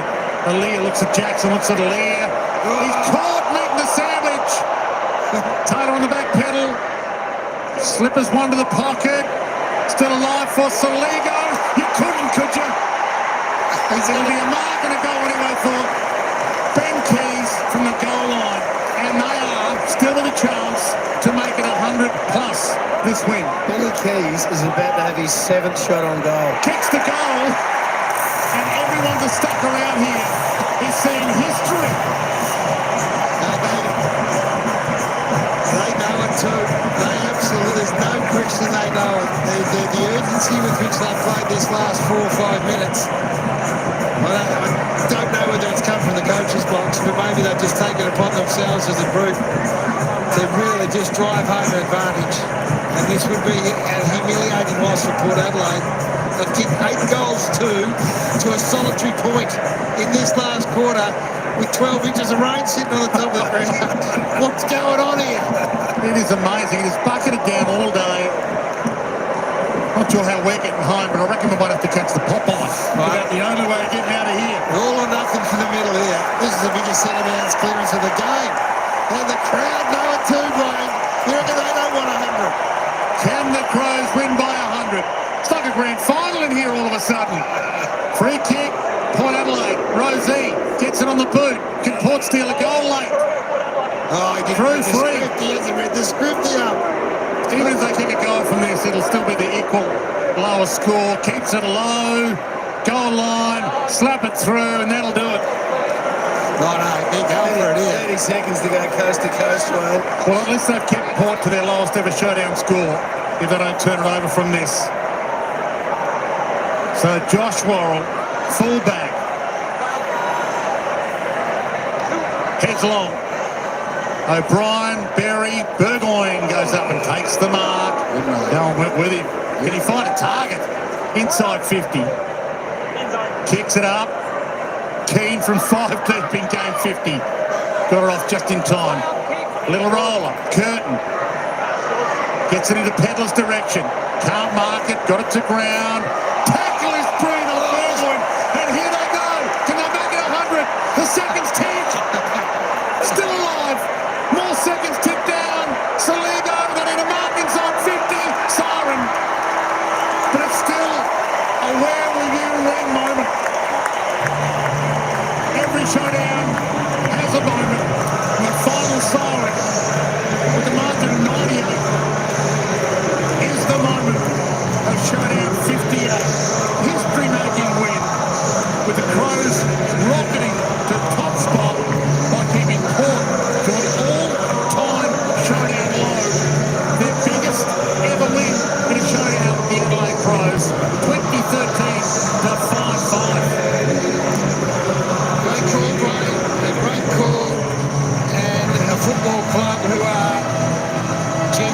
serious contenders. Sean Burnley.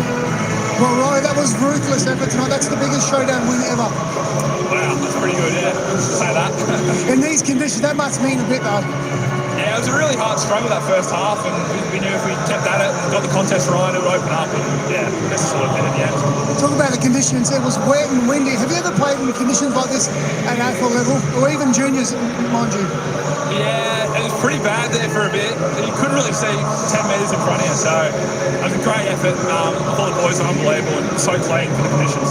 Top of the ladder now, so, you know, you can tick that box. And also the milestone men tonight. Nixie's 300, Dawson's 150, Keeney's 50th.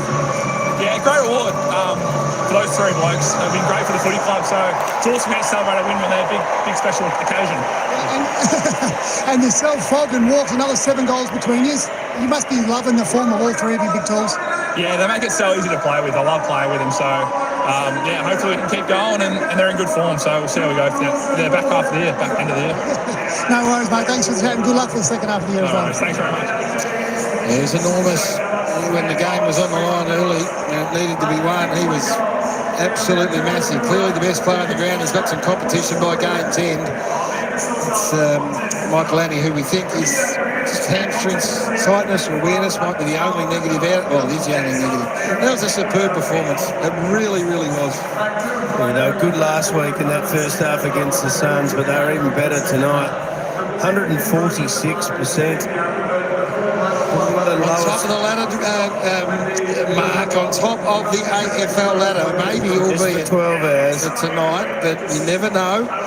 That is a good spot to be. Importantly, you'll be 1 or 2. Brisbane Lions dropping that game against the Gold Coast Suns. But just look how tight it is. We know Gold Coast, they're down in, I think, in 8th spot. Have got another game up their sleeve as well. So it's a tight ladder. Showdown medal's about to be awarded. Which way are we going here? Riley's got it in the bag for sure. I think Saligo pushed hard late. What about you, Dwayne? I'm just overjoyed by how phenomenal the Crows looked again tonight, really, to be honest. Such a blend of forwards that can hurt you big time. Their midfield's great, their defence. I'd love it. Absolutely awesome. I'd love it. Oh, the big forward. Big forward. How many goal kickers in the end for the Adelaide Crows? 12, maybe. 12. Well, don't quote me on that. It's close to it. Let's head downstairs for the presentation.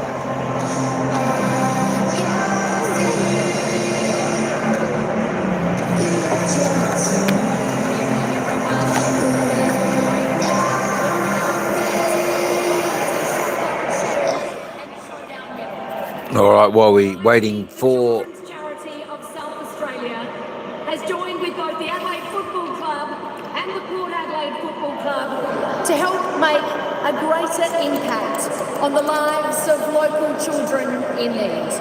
This partnership sees both clubs compete to hold up the prestigious Variety Showdown Shield. The Showdown Medal will be presented to the player judged best afield in tonight's game. We're joined by Variety SA Chair Sally Pape and Variety Scholarship participant Ricky Pearce to present tonight's Showdown Medal and Showdown Shield. The winner of the Showdown Medal is Riley Thilthorpe.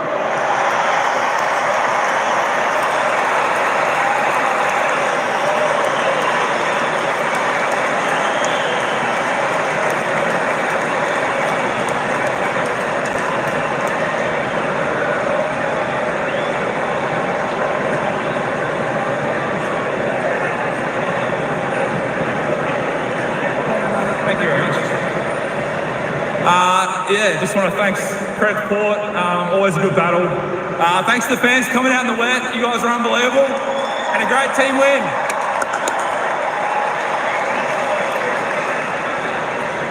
Congratulations to the winners of Showdown 58, the Adelaide Football Club. I'd now like to invite Captain Jordan Dawson to be presented with the Variety Showdown Shield.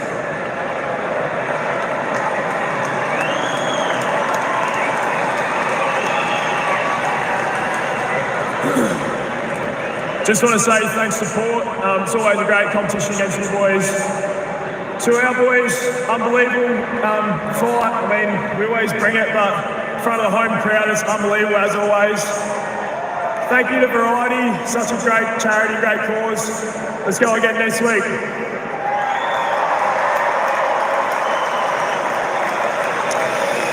Great showdown medal winner. Great footy club, not the way that man, Ken Hinkley, would have liked to have seen the last showdown. All right, folks, there we go. Adelaide Crows nearly got it by 198 points, 2013, 133, Port Adelaide, 5-5-35. Hey, before we go down and listen to the Adelaide sing their theme song in the rooms, we'll just run through a couple of the major stats. Goal scorers, Taylor Walker, Thilthorpe, Ben Keys, all with 3 for the Adelaide Crows. Saligo, Sam Berry, 2, Ranky, Pedler, Peatling, O'Brien, Neil Bullen, Fogarty, and Dawson singles for Port Adelaide. McConte got 2, Jordan Sweet, Jackson Mead, Mitch Georgiades got 1. Disposal getters out on the ground. 35, Jack Saligo, 35. Touches, fantastic. Zach Butters, 34, and Peatling, 26. There we go. We'll just quickly roll down there. Dawson had 21. Riley Thilthorpe got man of the match, 19 disposals, 15 kicks, 4 handballs, 3 marks, 7 hit-outs, 6 clearances, 3 goals, 1. He was fantastic, Riley Thilthorpe. Played up forward, played down back, wherever they needed him. He was really good, instrumental in the victory today. But look, all Adelaide Crows players played their role. They were fantastic, and that's why they are now on top of the ladder, at least for a day. So they are certainly contenders and not pretenders this year. Tell you what, you wouldn't want to be coming up against them. They're a pretty tight unit. There we go. They were plus 68 in disposal count overall. Inside 50, 65-43. They were plus 22 there. A lot of free kicks, as I said, in the game tonight. 33 at 21, 54 in total. Wow-wee. That was plus 12 free kicks to the Adelaide Crows. Hit-outs pretty similar. Clearances were plus 11 to the Crows, plus 2 centre, plus 9 around the ground. Contested possession, Crows just a bit stronger there, plus 24. Uncontested, well, they were about 66 plus in uncontested, just controlled the ball too much. As you can see by the weather tonight, the turnover was astronomical, 78-95. Wow-wee, Port Adelaide. They were just trying conditions out there tonight. 14 marks inside 50 were absolutely fantastic for the Adelaide Crows. 12 is their season average, and on a night like tonight, unbelievable they could hit the 14 marks inside. Tackles, 100-73. Both teams, mega tackle count, 100. Oh, wow. 100 for the Adelaide Crows. 22 inside 50 tackles, doubling their season average to 10's Port Adelaide. Absolutely astounding. All right, now, for all the Adelaide supporters, let me just reload that up. And you can jot this down. Adelaide Crows, you are on top of the ladder. You picked up about 7% there, I think, tonight, about 7 or 8%.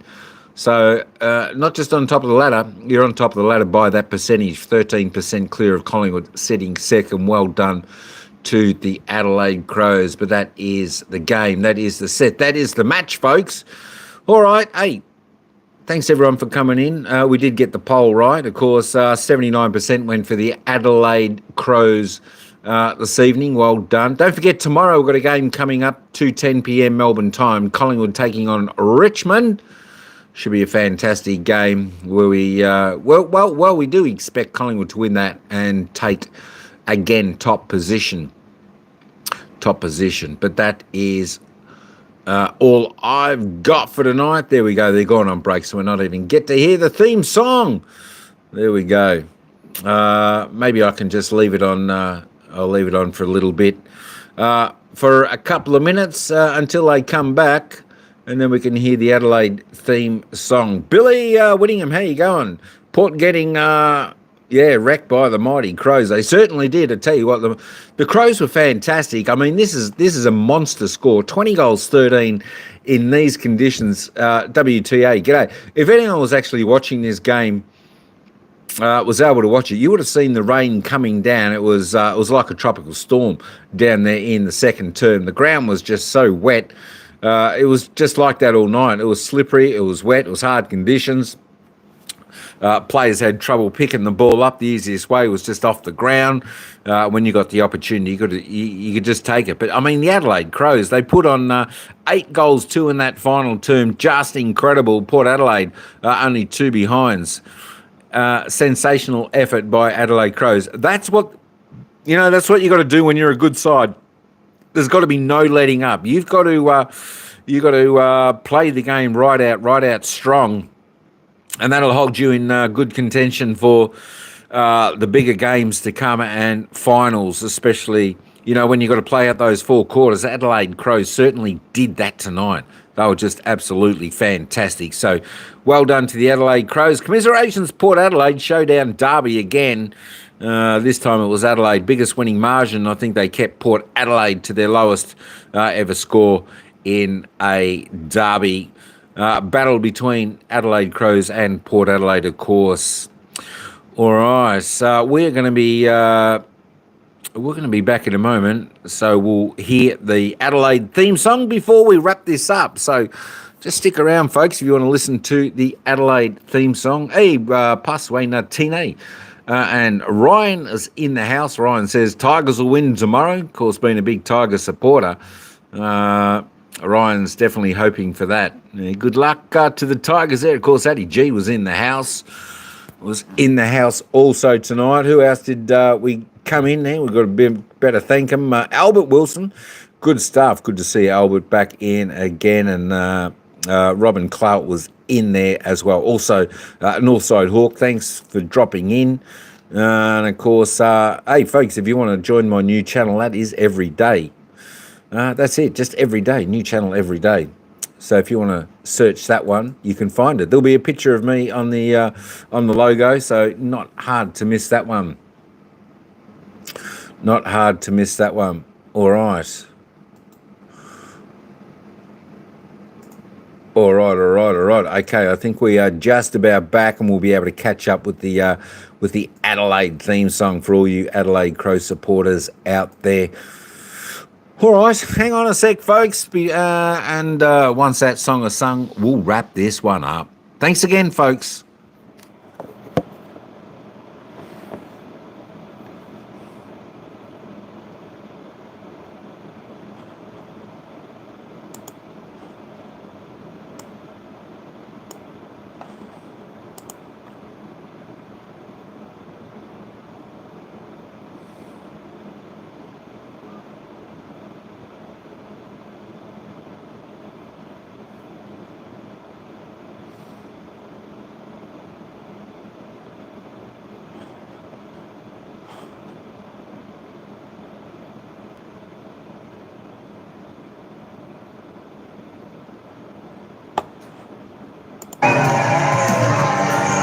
Jubilant scenes, a 98-point win for the Adelaide Crows in Showdown 58. And if you have just joined us, you're looking at the top team on the AFL ladder. Yeah, I reckon you might be able to work that out by the level of excitement here and the buzz. They've got a big 4 weeks ahead. They know that better than anyone, but it is a feather in the cap. They've come from a long way back last year, long way back. Mark, you know this better than us.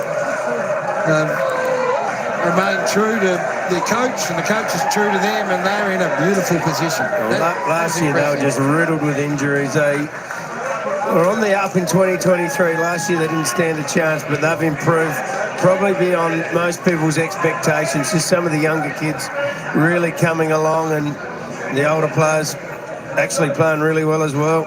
It's a good combination. It's a good spread. This will be a top of the ladder style song sung, I think. Pride of South Australia, we're mighty and they grow true. We're courageous from the past and respected by our foes. We're an adoration of the nation, a determination to cross